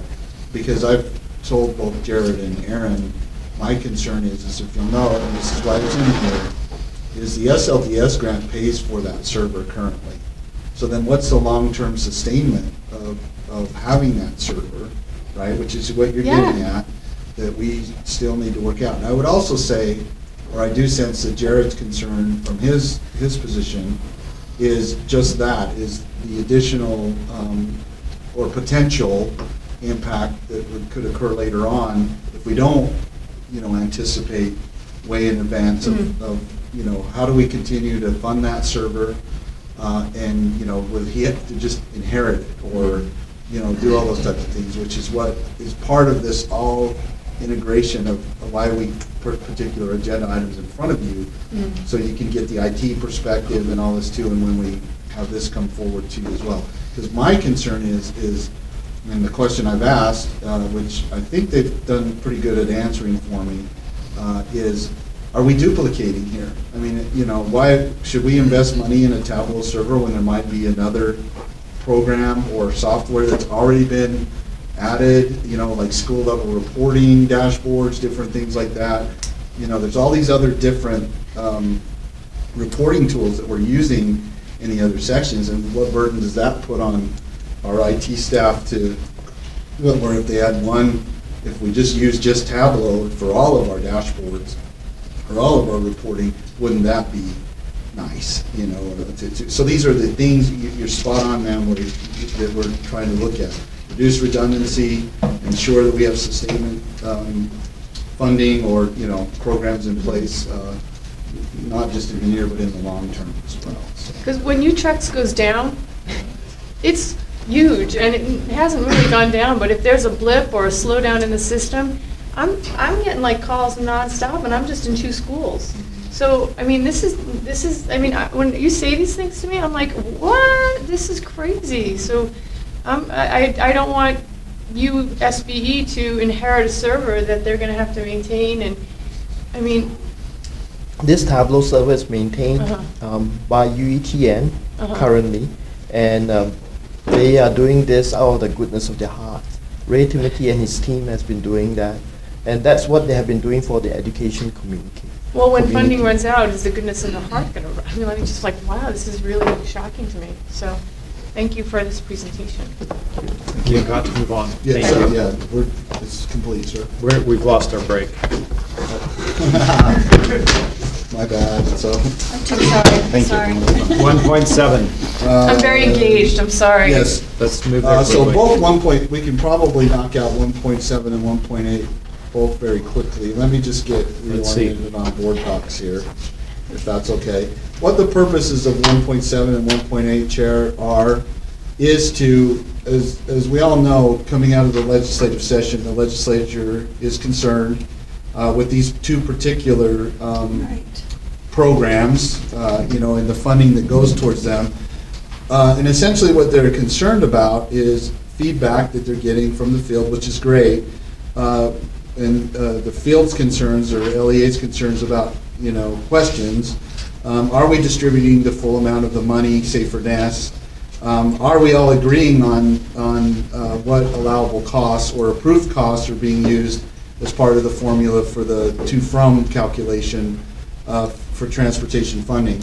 So what we wanted to do was just make sure that you were aware, these are just information-only items, is that by way of the legislative concerns, and most recently our Superintendent Dixon, myself and Angie attended the USSA meeting, the Superintendent's Association meeting down in St. George. I can't even remember what I did yesterday, like a week ago, I think. And we presented these 2 presentations that you do see in the board backups, just to ensure that, because as I stated earlier, we really feel confident and good about the fact that we do our level best here at this level to get feedback or input, or that we're inclusive of the stakeholders, which are your LEAs, your districts, your regional service centers. And these are 2 very, you know, education as a whole, public education as a whole is a hot topic. These are 2 hot topics within public education overall. So going down to, first and foremost, the NEST agenda item. What you see in your backups here are what we actually presented to the superintendents. There was a couple of BAs in the audience. Duke is here from the regional service centers. He was there at USSA. So I'll just pull this presentation up real quick. And Terry, yes, Superintendent Shoemaker was there as well. And what we're going to move forward with in that inclusive nature is to answer or get to terms as far as the concerns that we have at our level on the regression formula, the eligibility criteria regarding travel, and the eligibility criteria under the maximum consolidation element. And this is our recommendation, that we will organize a work group comprised of subject matter experts in NEST, business administrators, and superintendents, and or your selections or your input. If you do want board members to participate, that's fine, we can entertain that. Or even if they don't participate, we'll always make sure they're aware of when these meetings will take place, so that they can sit on them, especially board members that have NEST school or, Just to sit in and just right, listen. just to listen, whatever, but we'll periodically update you and report on our progress here. Now, I do want to say that one particular BA brought up, he said, well, I thought we had this pretty much all done. So then my response was, okay, well then let's start there. Let's just meet first of all and see where we were at when the last meeting occurred and how we're going to progress from there. So at this point, Chair, if you'd like to see if there's any public comment to either NEST or the to from, can we invite those individuals up here? Because I'll say on the to from presentation, same kind of concept as well, where there's particular requirements that we know during the interim period, at least once, probably in the October and November timeframe, we're going to be tasked by Public Education Appropriations to come back and brief them on have we come to terms on what costs are being placed into the to-from transportation formula, so that there's uniform agreement on each individual LEA's percentage of dollars or state dollars that are going towards what's in code as the 85%. So I'll just pull this up real quick for your view. I know it's in board docs. It's the presentation again. Again, both NEST and pupil transportation that we covered at the USSA, and we're very optimistic about, again, a work group established. First of all, we established how we are we measuring the 85%, and we tried to capture what we believe is the LEA perspective, but then also provide our perspective up here at the state. That's what you're seeing there, and that there's some conflicts there potentially, or some differences on that, and then how we should collectively or uniformly measure the 85% with particular emphasis of this work group trying to get to the 5 questions or concerns that you see at the bottom there. So we believe we have a fairly good charter or agenda, if you will, to plot the course for that. What's most important from your vantage point as governorship and supervision of public education systems, and then also Superintendent Dixon's requirement of that, again, inclusiveness. I know I've said that several times. So that whoever we bring together will, come to terms on these particular questions or concerns related to the 2 programs. Okay. So at this point, with both agenda items, I know I'm kind of compacting in one, I apologize, but if you want to get through both of them at the same time, I'd ask that you open it up to any public comment on where we're headed together. So. Terry, would you like to come forward? Anyone else complain next? Why don't 3 of you come in the interest of time? I'll just say I really hope that we can get a formula that's as simple as possible and prevents gaming as much as possible. Because I don't think individual LEAs are evil for quote-unquote gaming the system. That is what we're supposed to do, but we're supposed to set the rules to prevent that. Okay, why don't we start with Terry and we'll go this way. And then one of these 2, if they could also. Oh, yeah. Sure. Okay, thank you. Come up now. Come up. Yeah, hold on. Or both. If you guys want to switch. Okay, so first, I'm just here to say that I could concur with what Deputy Jones has said needs to occur for both things, the NEST formula as well as the transportation formula. It was very clear that the legislature wants to see these things clarified, particularly the Education Appropriations Committee. At the same time, they gave increases in both of these programs. That was their confidence, I believe, that we could sit down together and work these things through. So the goal is to make sure that the ambiguities that appear to exist in both programs get eliminated, and we're very clear about what is funded and what is not funded. in both cases. So, want you to understand that we're solidly behind that goal. We want to be part of the conversation. The BAs clearly need to be part of that conversation. Transportation directors and the transportation side need to be part of that. Scott and I have talked about possible people to participate in that, but all I wanted to say is that this is an important conversation to finish the loop with the Education Appropriations Committee, who opened the doors for us to continue the conversation. That's my feedback. And I would echo the same State set. your name and your sorry. position for each of you. Jay Blaine, Director of Policy and Research with the Utah Education Association. And I would echo some of the same comments, but adding, especially with necessarily existent small schools formulas, there's been a lot of, I don't know how to exactly say it, but lack of understanding and lack of just trying to understand the formulas. I know they are some complicated formulas, and that's not necessarily the problem, but trying to find the formulas. You read through statute, you read through code, you read through rule, and it's not necessarily the fault of anybody, but just through the process over the years, you can't find them. You look for the references and you look through the code references something or the rule references something, and they're just not there.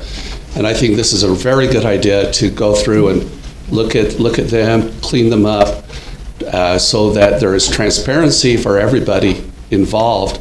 And you can, because I think one thing that we find from the legislature on down through everybody, they want to know where does the money go, how much goes to which place, and you can track it all the way through the system. And I think in the case of NESS, that's very difficult right now. And that's referenced in the slide that you showed, that it's very hard to track the factors. If you want to know how much NESS money goes to one school, it's really difficult right now. Or you can find the amount that goes to a district, and I think there's frustrations in all levels of the system, mainly for this and the factors, and that was indicated in the slide that was presented there. And we'd be very interested in working together to eliminate some of the confusion and just with this system and making sure that the funds are going to the right places to meet the needs of the students in these schools. Thank you. Good morning, my name is Todd Hauber. I'm the Business Administrator for Park City School District and representing UASBO this morning. Appreciate the opportunity to see these committees being put together for both transportation and NESS. I just want to take a second and talk about transportation. During the legislative session, I was asked a lot of questions with regards to what is the data point that represents to and from pupil transportation only, not total transportation costs, but just to and from, because that's what the statutory language is centered on. And as I look at the 5 questions, I would suggest that the 4th question might need to be modified a little bit, or at least answer that question plus one more, which is, what is the purpose in reporting on the AFR and on the APR? As business administrators, we capture total costs in both of those reports, but the question seems to be more along the lines of what is to and from transportation costs. And if there isn't a single data point to point to and say that's the cost, whether it's eligible, ineligible, those things need to be worked out as well. But when we do our reporting, if we're given that report in a number that's total cost for transportation and not just to and from, we get lost and we get confused. And I think that may be at the root of some of the confusion as to whether we're at 85% or not. It depends on how you grab a number and then apply it to the question at hand.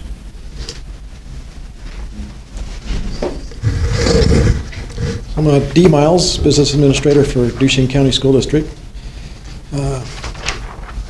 Last fall we formed a committee to study the NESS formulas, and we've met a few times this past 6 or 8 months. And the NESS was created to deal with a very diverse state, especially as you get out into rural areas in terms of geography and population and dispersed population or centralized.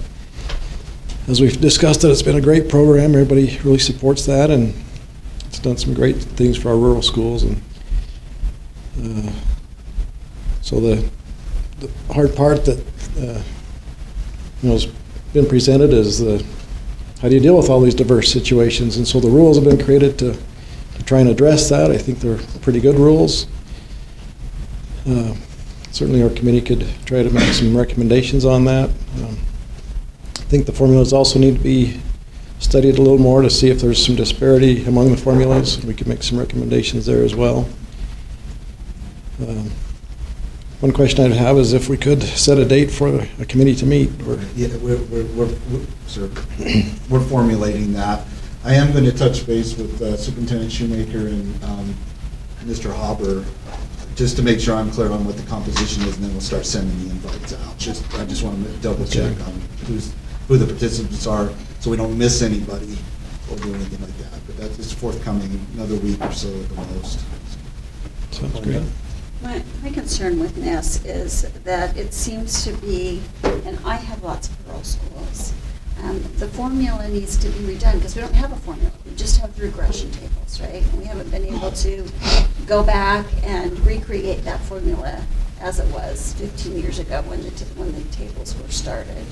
And so if we create a new formula, there may be winners and losers. And I think everybody's a little bit worried about that. But to me, it's something that has to be done because the legislature wants to give more money, but they don't want to give it if we don't have a formula. And so, for the past 2 or 3 years, I'm hearing the legislators say to me, we want to give them more money, but we want to make sure the formula is in place. And so if everybody could just set aside their anxiety a little bit so we can get a formula in place so that we can actually work on NESS the way it should be, I think it would be a benefit for all of us if we could just get there. So that's just my thoughts on that. If I could respond to that, I think that's a great question, and I think the one answer is that every year we take whatever funding comes and we use it to provide the best education we can. So I think a better question than, maybe that is what's the real need? Do we need to dig into what should be provided at a small school? Certainly we can't compete with what's provided in some of the larger districts in the Wasatch Front, but at what level do you want it to be? The funding doesn't provide what it can provide, and so we do that.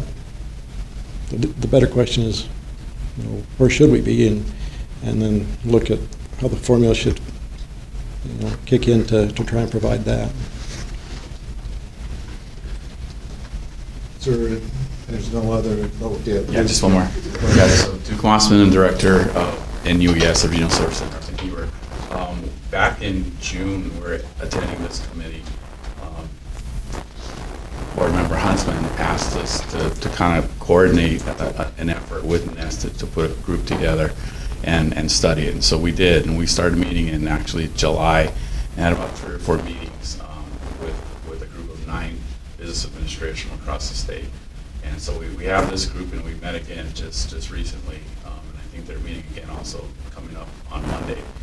So we have this group. We're looking forward to this discussion, working with folks here at USBE, with the addition of a couple of superintendents also from USSA. I think if we can move this along. I think the group that we've been working for is very supportive of this effort to look at the formula and to see what tweaks need to be made, because I think the formula was built on the costs of educating students 15 or 20 years ago, whenever it was, and that probably needs to be updated, as Dee mentioned, to find out what the actual needs of those small schools really are, to determine, if, the big thing we need to really determine is NESS. Are we getting enough NESS funding now or not? And I think that, we need to kind of determine so that we have a strong basis to go to the legislature if there are additional needs, to ask for more funding. So, yeah, we very much so appreciate this effort and look forward to pulling this group together. So I remember in June when Chair Huntsman asked you to get together and work on that, and I'm really excited that you guys have come up with something that you guys can find workable, because I think that would make it a lot easier for us to move it forward. As Board Member Hanson mentioned, that there may be more funding available if we have a workable model. So I think it's really imperative that we start moving forward on this so that we have a better formula for next legislative session, and we can really get the money, all the money we could possibly get for your schools. So thank you for your work on that, and I would love to support you in any way I can. Thank you. I have confidence you guys can do it. So we'll wait to hear from Scott. Make it so. Thank Yes. you. Moving on. Okay. Down to 1.9. Would you want Peter? Okay, so, yes, sir, 1.9, we respectfully, the USB staff respectfully request to table this particular agenda item and move it to the May Finance Committee meeting. We do have to do some additional work on the AUP report, so we can come back to you with a better agenda item in May. Are you okay for that, sir? Yeah. Okay. 1.10, the staff respectfully requests that we also table this particular agenda item and move it to the May meeting. Natalie, who has, her father went into the hospital over the weekend for a liver transplant, so that's why she's not with us here. She's doing great.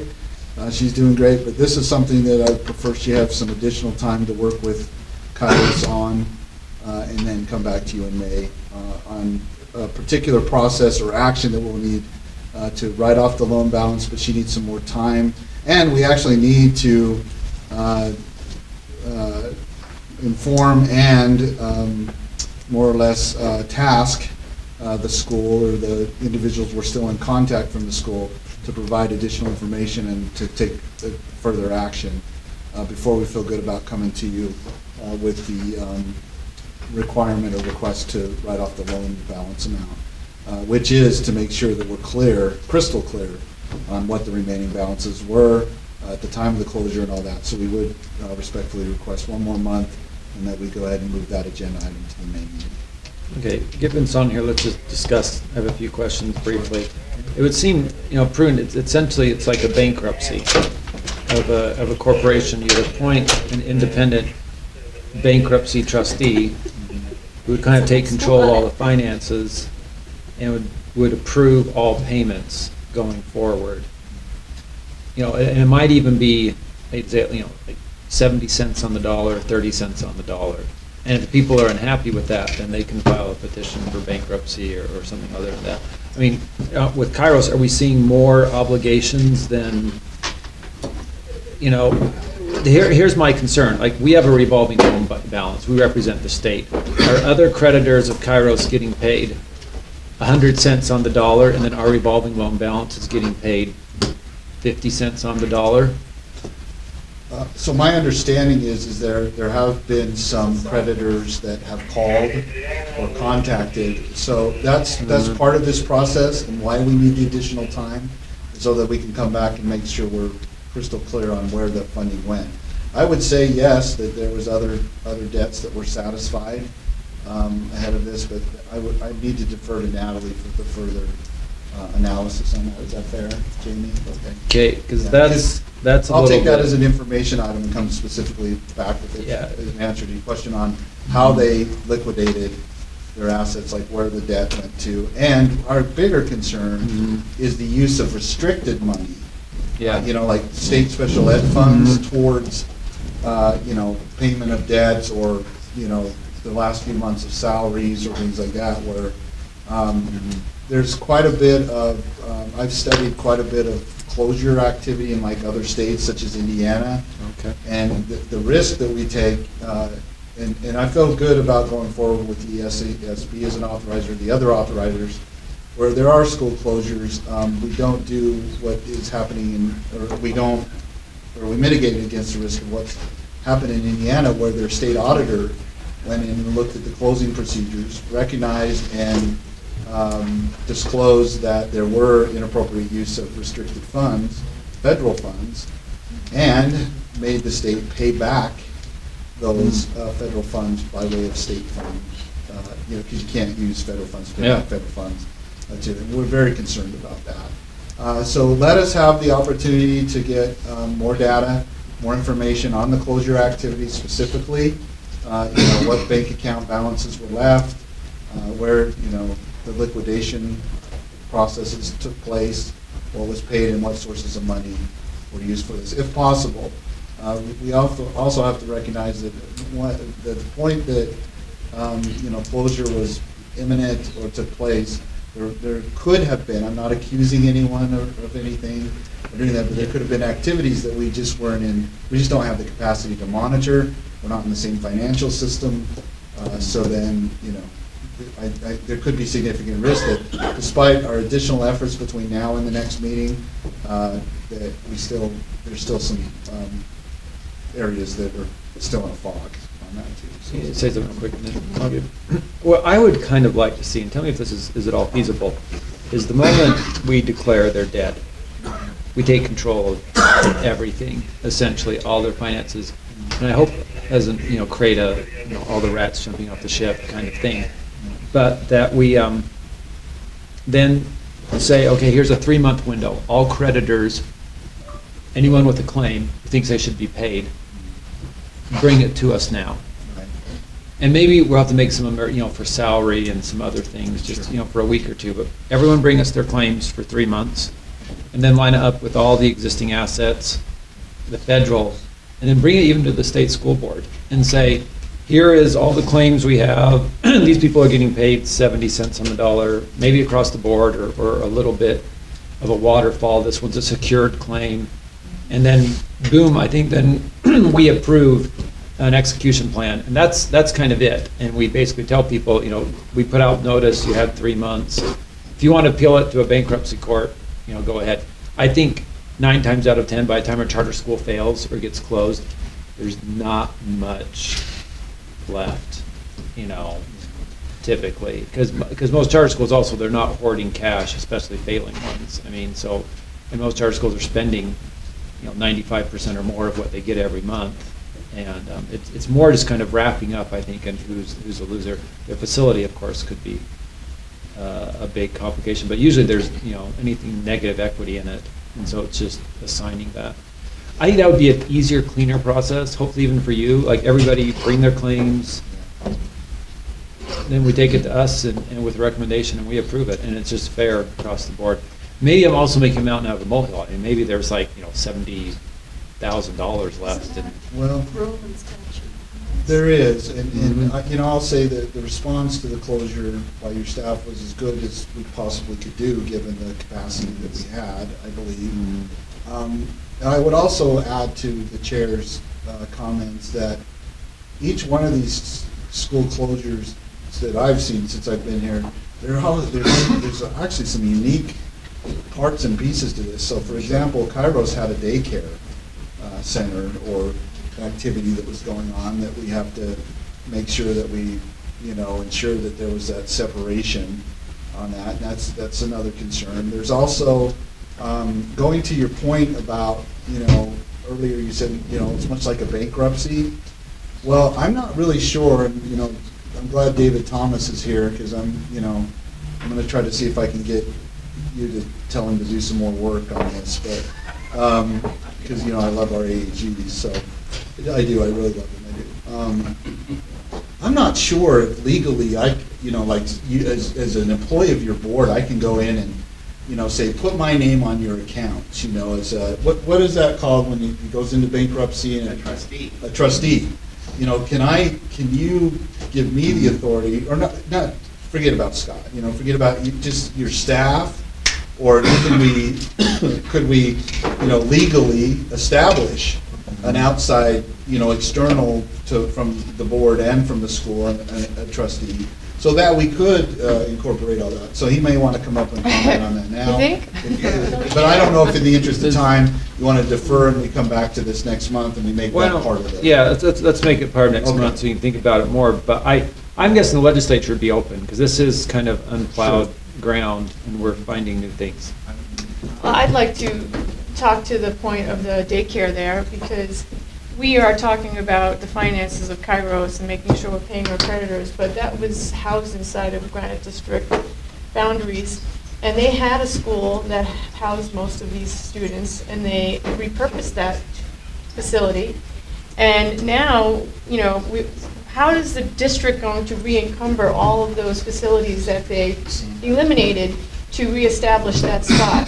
So when we look at how we're affecting our charter schools, we also need to look at how we're affecting our district schools.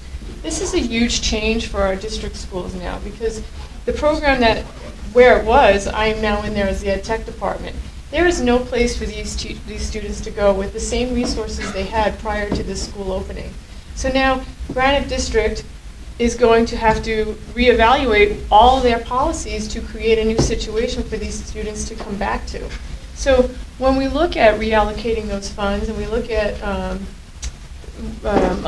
liquidating all their assets, we need to look to see what kind of actual assets they had and which assets they had pulled out of the district, because now they're going to have to go back to the district. There's no place for these young ladies to go with their children.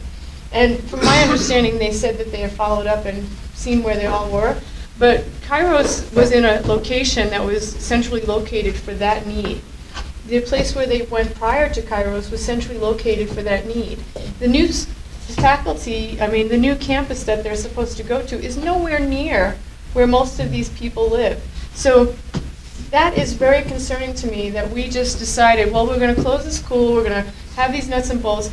Well, the financial aspect of this should be meeting also the emotional financial drain of these students. We just lost 33 kids and their children to a system that is looking at numbers and dollars. And so I would like to see that Granite is given some extra money or something to recreate this campus that they had for these students, because we don't have it available in the same spot that it used to be in. So, it's not just paying the bills, it's also looking at the emotional toll. We're really in this for the students, and that's a generation of students that really are struggling now. So I find this very upsetting, this Kairos closing, and how I don't really know what's going to happen to these young ladies with their children. I worked a lot with the Young Parent Program at Granite before it became Kairos, and so when Kairos closed, a lot of those kids went to Kairos, and so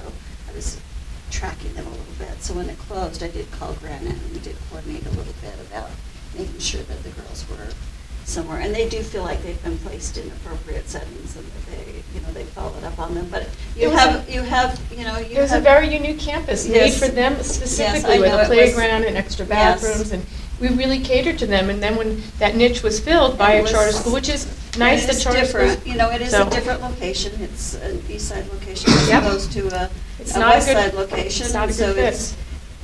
And so, but I don't know that Granite is wanting to reopen because it was a challenge at the time. So I don't know that they want to reopen and have another school that just caters to that population. So, it's kind of up to them how they're going to handle it, which I'm with you. It was sad to me too, because I was really worried about those girls and their kids, because when you lose the parents, you lose the kids as well. This is a great conversation. Let's have it next month. I also Spencer's here to do that. Do you need me to do the pledge? No, motion to adjourn, that's what we need No, to do. we have one more item. But in other states, if a charter school's hit, like in Texas, it's my understanding, if they a certain amount of one of 15 different variables, they are measured differently and held to a different standard. In Utah,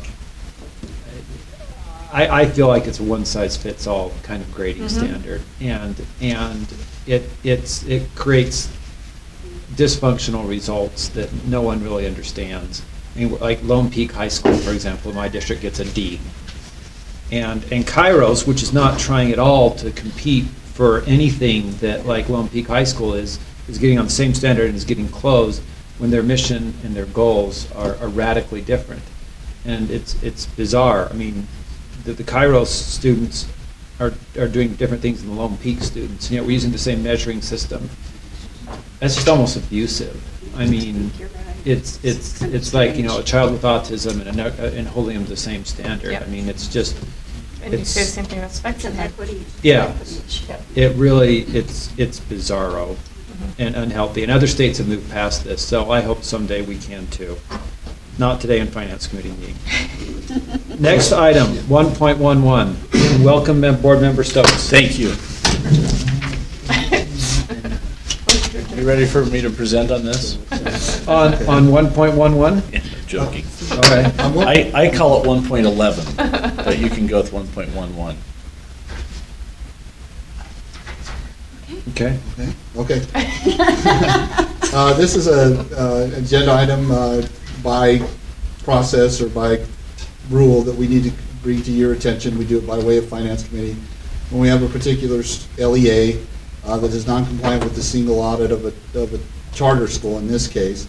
The charter school is Ascend Academy. As you can see on the background part of this, is that up on there? Yeah. So really the application is the uniform guidance, to Code of Federal Regulations per, I'll let you read all that. So basically, if federal expenditures are more than $750,000, they're required to do or invoke the single audit process or procedure.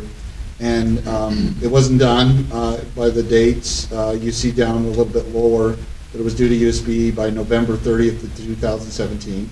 So we report this to you. In the interim time of between the posting of this particular agenda item and my briefing you on this today, my understanding is that our staff are fully engaged with representation from, here's the update right there. So I'll take credit for this, Jamie, thanks. So the updated part is on here with, where we're at in this process. Indications are that we'll have this resolved, and it's by way of the great response we had from the Ascent staff, representation of the management company, what have you. Jamie, is there anything else that you think they need to know? Or? No, we're working with them. Yeah, we're just working with them. But again, we make sure that you're aware of non-compliance issues by way of this process and this committee meeting. Subject to your questions or those of any of the Finance Committee members, that concludes this agenda item. Or I'm not sure if anybody wants to say anything on this, if you want to open it up to public. I don't think so, but. No. Okay. I think we're good. Okay, so do we take an action on this? No, it's information only. We do post it as that because, again, typically what happens is we place non-compliance on the agenda, then it gets notified, and then things tend to come to and progress. Yeah, we'll fix it, which is great. That's good. It's a good response. And then, of course, we allow any opportunity if they disagree. If an LEA disagrees that with the fact that we deemed it non-compliant, whatever it is, then they have the opportunity to come to speak to you. We're very transparent in all our processes. And can we please have the minutes reflect that I represent Ascent Academy and recusing myself, will not vote on this. So it's your fault?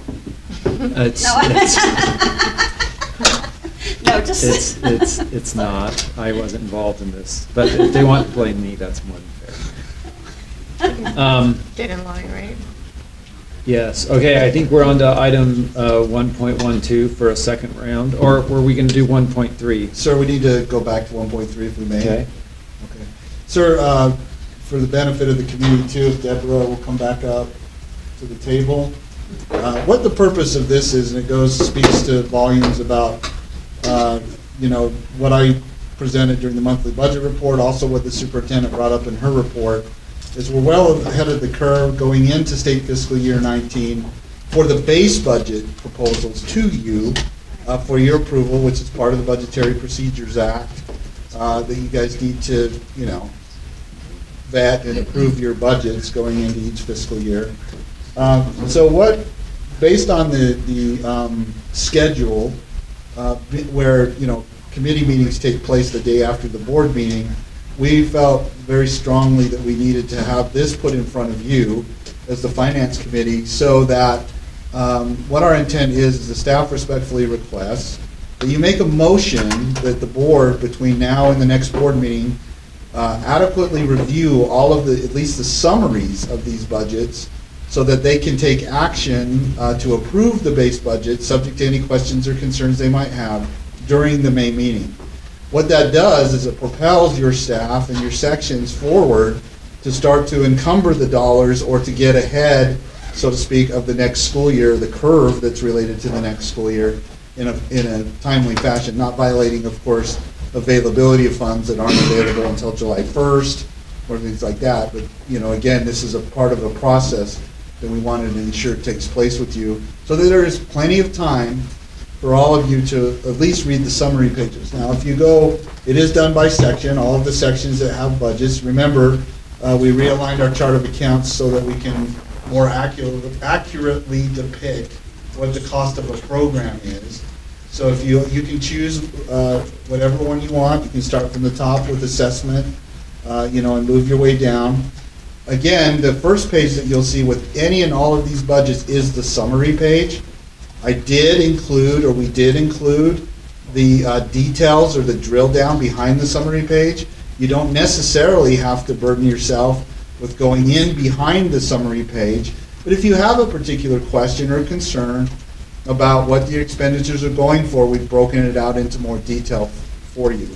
Also, these reports, and in the future as the funding is executed based on, and I'm not trying to be too presumptive here, however, when you approve the base budgets, as we progress, those expenditure details will be updated almost, if not in real time, with these, you know, or at least on the monthly end closures that you get too. So you're able to track in more detail and more succinctly and precisely what did I approve, you know, as overall the board, or as a board member, what did I approve? It'll have that information on what you approved, and then you can always drill down and go into the expenditure detail as we progress together through the next fiscal year. One of the key pieces of this that I would like you to consider for further action too, and I'm not really sure how we do this in a motion or whatever, but I'll just throw it out there, is that I want to slow down here and take a little bit of time on your budget. Where am I here? Where is it down lower? Board section budget, sorry. Right there, yeah. Okay, so I'm going to open this one up. We're going to get to the summary page here. So as you know, this is my third year as your well, superintendent of operations, or in charge of your financial operations. Did we get you a pin? No, sir. Yeah, I would really like one. That's just a number 3. Like I made it 3, or even a T-shirt that says "I survived 3 years" or something. You know, that's like big. For a ride. It's a lot bigger than you think it is. Yes, sir. Yes, sir. Yes. Yeah, something like that would be great. So, I'm just kidding. Give him the gold watch prematurely. So, as you know, and I briefed to all board members yesterday, is the board, and we're very prepared and accurately have calculated the potential of the additional meetings that could take place for state fiscal year 19. We know that's subject to filling in the blank, so to speak, on that chart. So we've done a very good job of what could be termed as tightening your budget, where, as you know, yesterday during the discretionary funds portion of it, there's still $200 and something thousand that's really unencumbered of your unrestricted state balances, which is fine. That's Give it to okay. IT. Say it again? Give it to IT. Well, okay, thank you for the for the anticipatory thing. But what we're seeing here is that there's the potential here, and Deborah can correct me if I'm wrong, of about $700,000 of unrestricted funds that we could conceivably push towards the IT situation. Is that the internal audit number, the 700,000 unrestricted funds? No, that's their personnel cost. I'm just joking. So miss that when you're not here. So then, again, to my respectful request of a motion coming out of the Finance Committee, that the Utah State Board of Education review the posted base budgets between now and the May meeting, so that the board will approve the base budgets during the May meeting, with also the consideration of moving $700,000 of ongoing, unrestricted state funds to the information technology section, or, no, what? Say the word. 500,000. Oh, 500,000. Right, what was the other 200,000? 200,000 for SAS. For SAS, right. So moved?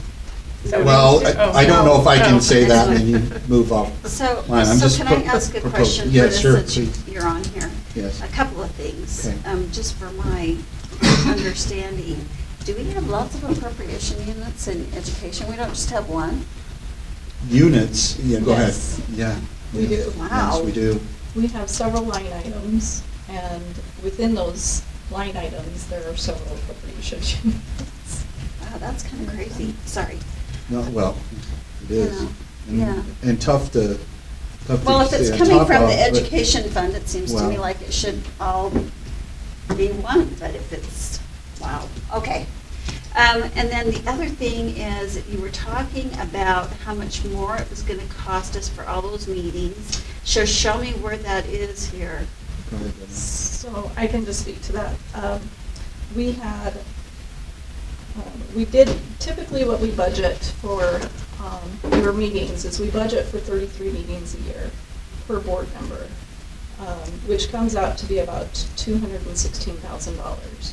The additional meetings that were on that list, on that attachment one yesterday in the board meeting, we calculated that out, and the cost of that would be about $110,000 additional funds to add that. You do have plenty of funds to add those, so that's obviously at your discretion.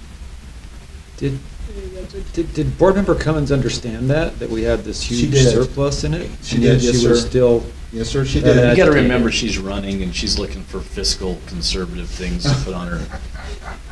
Mister, I'm not running for reelection, so I can mouth off however I want. Valid point. I just find it bizarre, his claims that we don't have enough money when we do, and we haven't been spending. So, sir, she is correct that we didn't have money, so we still need action by the board to determine what, if any, or all of those Yeah. things for the state fiscal year 19 budget. Because we may not fill in all those boxes. You might not, Yeah. no. We may So fill only no, 5 of them. She was actually spot on. She's saying we don't have the money for these meetings, until you take action or look at doing this process, right, which we're doing ahead of the time so that you can make an informed decision about whether or not you want to. It's a chicken Well, I and was an gonna- egg. I was gonna Let's ask put it on the Dave- agenda next month in Finance Committee. I was gonna ask Who's Dave with that me? question because when I talked to Lorraine after the meeting, Lorraine said she felt like she did know which ones. That we were just Oh, gonna use I that don't list know and that they were all gonna be paid, but is that, but she said she was gonna talk to you. and Dave, that's you need why to come I'm- up if you're going to That's speak. why I was please. asking, Sorry, because, Chair. I'm wondering if we need to go ahead, if that was the board action, if we need to go ahead and appropriate the funds, or if it's just done, or what. No, that's the thing that got a little bit muddled yesterday, is that list, she was frustrated because she put on, and what seemed to have caused some consternation is the first 3 on that list were ones that were, by statute, we could not pay. Mhm. But she wanted to, as a matter of completeness, is to say, here are all the approved committees and meetings that you're approved for. Mhm. That was supposed to take that out of the group, but all the rest of them had been approved for financing and to receive compensation. What I talked with her today is what we'll do is we'll go in and, because those boxes were empty, we'll just go back through and put yes in them. Mhm. So, Okay, so, but it was but we assumed. don't need any more board action on it. Now, it was assumed that those were going to be yes anyway. The board action that needs to be taken is to make sure the board does understand that those are all the approved ones. And they will be compensated, the board members will be compensated for participation in those meetings. Okay, so, And that's what it yeah, was. that was my question, is if we needed any more board action, but it doesn't look like we do need any more board action on It was incorporated by reference, if it's a matter of clarity for, for Yeah, informational so, purposes. so I do need to be clear on that, because my understanding coming out of there was there's still those committee meetings where there, on the sheet, there was the blank. So what you're saying is. The blank was supposed to mean they were supposed to be included in the compensation. But as a matter of clarity, we'll go through and we'll fill that out to make sure that it says yes on each one of those. And then that's the list, that's the approved list for those that will receive compensation. Okay, because I would think, though, that some board members might be concerned of the opposite, where they were thinking maybe along the lines I am, is that until they see that filled in, those aren't necessarily approved to put the $110,000 to. But if you're saying here that the understanding of the motions that took place were that now the staff can go in and fill those in and then do that, I guess that's where I guess I'm. Afterwards, let me back take a step back and say, to the extent that there's any confusion, sure.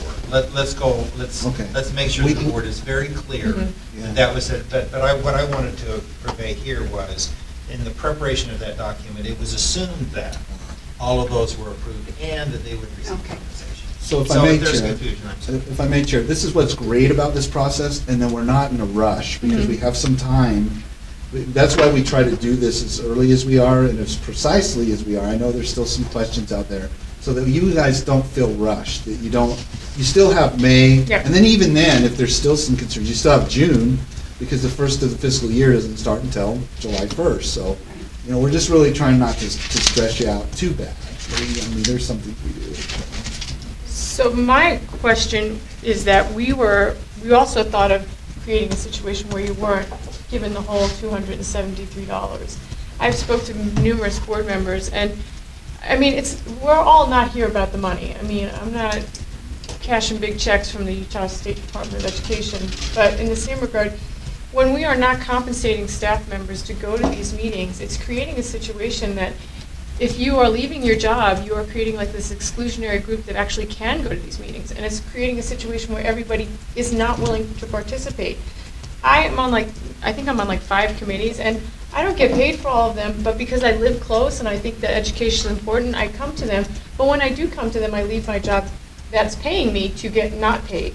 So we are creating a situation where, anybody else that is not in a financial situation to not get paid, now all of a sudden we are creating no one is going to show up to these things. So we want to be aware of the fact that all of our time is worth money. And we all work really hard to be the best board member we can, but as we move down this road and we are increasingly putting things during the daytime, which is also a problem for us because our constituents can't be here, they would have to leave their jobs to come to be at these meetings.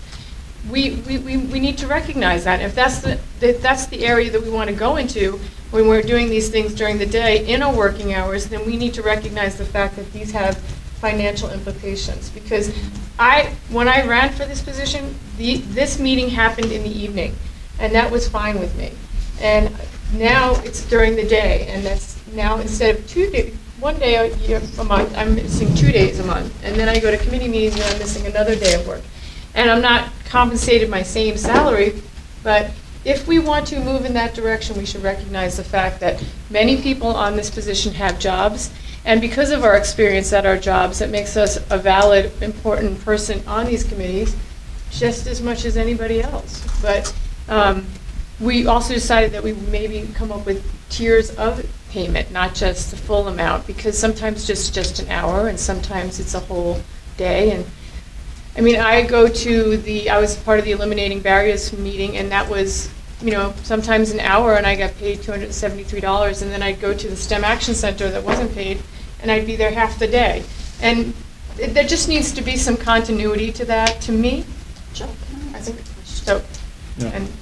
So, and maybe this will help with, because I'm a little fuzzy and just on the general finances. So it passed yesterday. Mm-hmm. Is it not going to go into effect until the next fiscal year, or is it in effect now? So funding-wise, you have funding that so it's okay for now. We can support it now.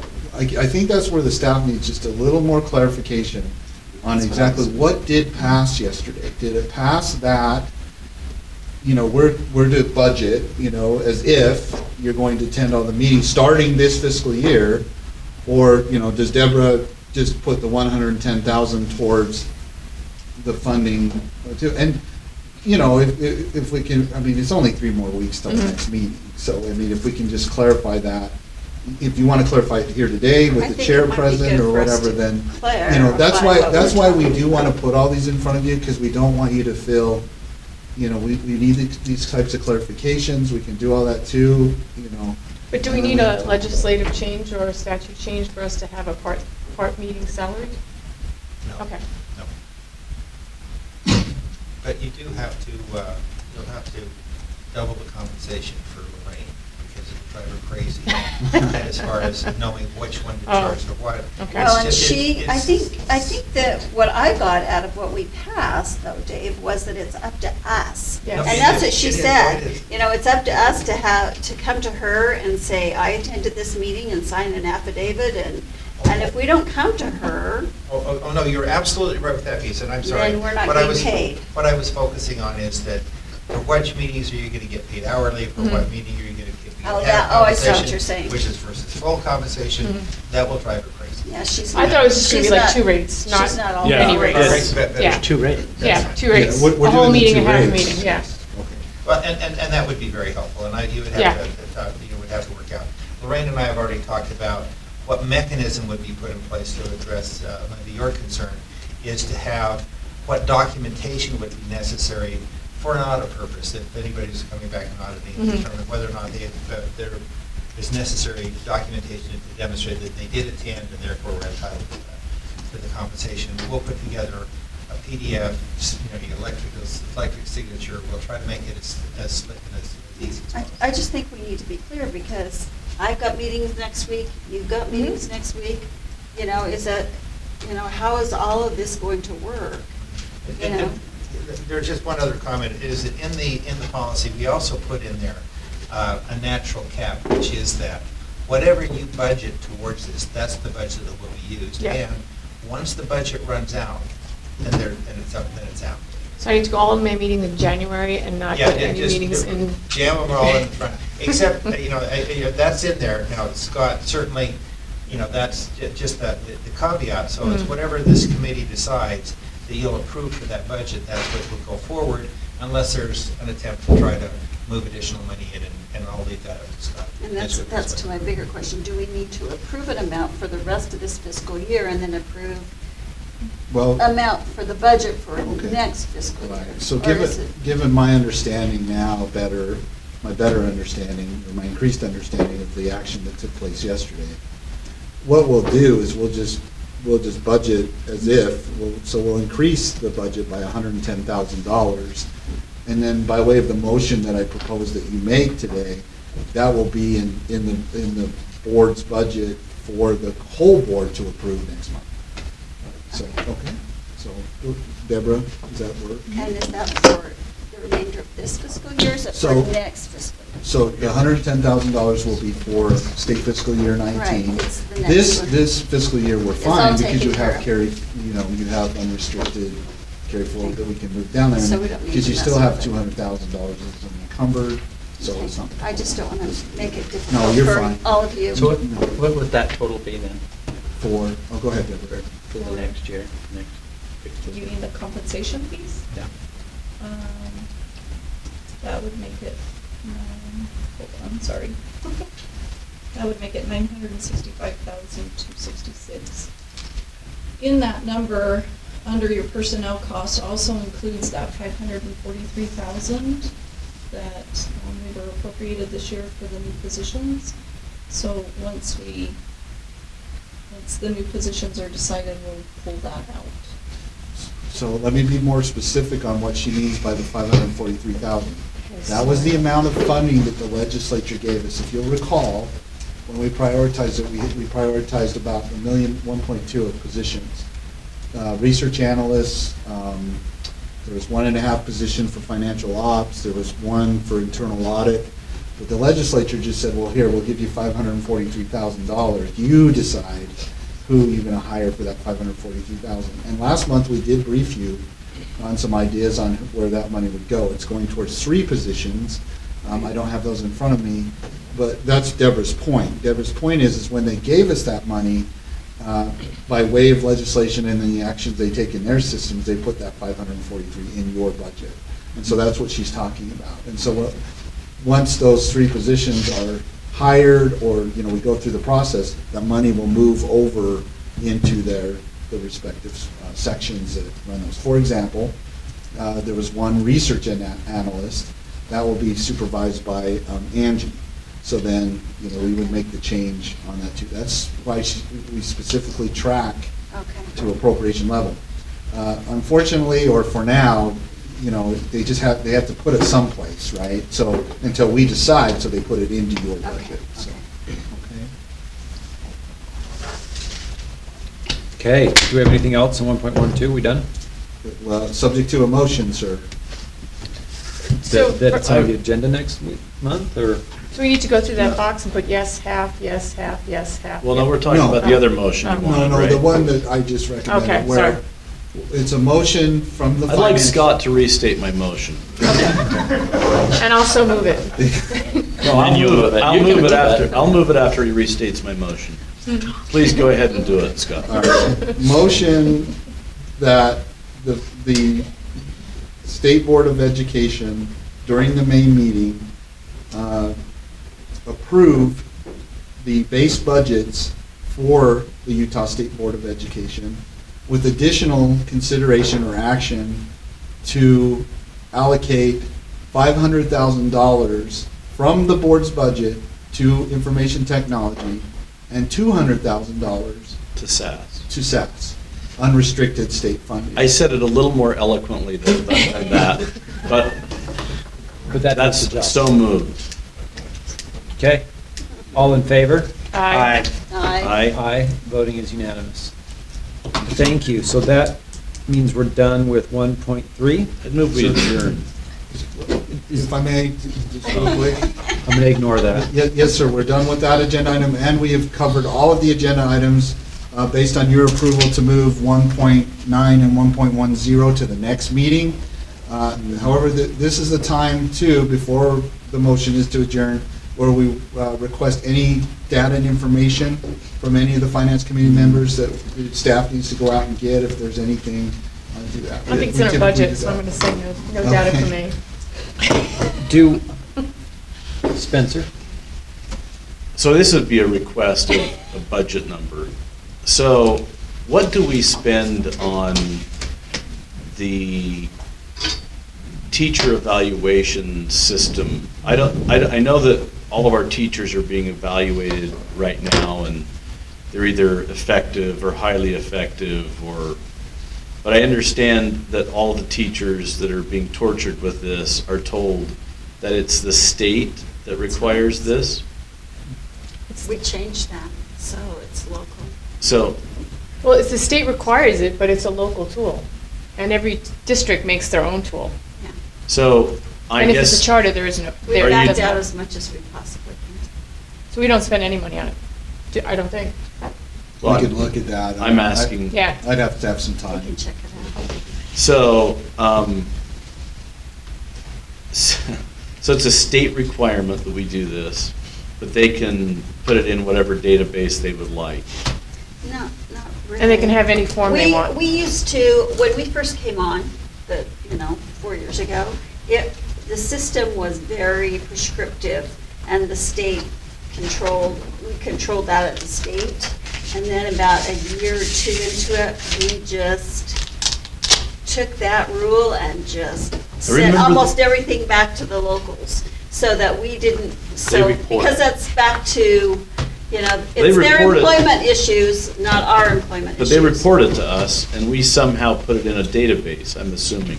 Well- So that's what I'm wanting to know, what we spend money on. No, Cactus. Well, that's what he's going to answer. Yeah. Yeah. Thank you, Chairman. Yeah, Does that help my question? He wrote it down, so I know he's going to answer your question. I That's move one to of the adjourn. good things we've done, is We'll take that as an information item and bring it back to. And I'd also like to know, in conjunction with that, I was told during that whole debate that we had, that the principals were also graded. Yes. And there was some system for that. That's also local. I'd like to know if we spend any money on that as well. But the grading system, is it required by the state for the principals? I don't it's know. required that they have one. But we don't control what it looks like or anything like that, I think. It's an evaluation tool. Okay, well, there's just a lot of bullshit going around on this. I'll just say it that way. Yeah, well, it used to be Since that way. students should be in school. It used to be that way, Um, but we've backed off a lot. Well, how would you discern that number? Because Cactus is a tool that's already established, so you're just adding, Well, who's putting the input? If the districts are putting their own input in, then we're not spending any money on it. But if we're required to clean it up Not or. at our level, we're not. Yeah. But, you know, I don't know if it was a result of the local piece of it, but just Board Member Stokes' information request for information, Mhm. sounds like he just wants to know at our level. Mhm. Okay, Right. now, they probably at the local level, or may have, Mhm. had to hire an additional FTE or two Yeah. or three, who knows, and some software, but I will check on our level if the result of this program or the process means cost to us. Mhm. You know, and we can also look at the Cactus portion. But to the BS statement, if we're all not on the same tool, what kind of information does it have for us to compare anybody to anybody? I There mean, you go. somebody could have a thumbs up and someone could have this whole Right. rubric with 100 boxes. And so we're just creating this Most of them have random tool that's two just thumbs a hoop for all people to jump through, and it's not helping education. Well, I'm just tired of being blamed for this. Talk to Dr. Dixon. And I will talk to her She's- about the surveys. Because she's very up to date on what's Yeah. going on. I just want to know the money part of it. Okay. Yes, sir. Okay, I think that's everything. We're actually on time. Motion to adjourn. All in favor? Aye. Aye, it's unanimous. Thank you. That was one of the things our assistant did, because when I was when I visited teachers, they were freaking out about their evaluations. So we just took it and just stripped almost everything out of it. Yeah, so here's I the said thing. we didn't have any control This over. isn't, so here's where I'm going Because on they're all this. different. Here's where I'm going on this. The districts, So Brenda, whenever there's a bad thing, the districts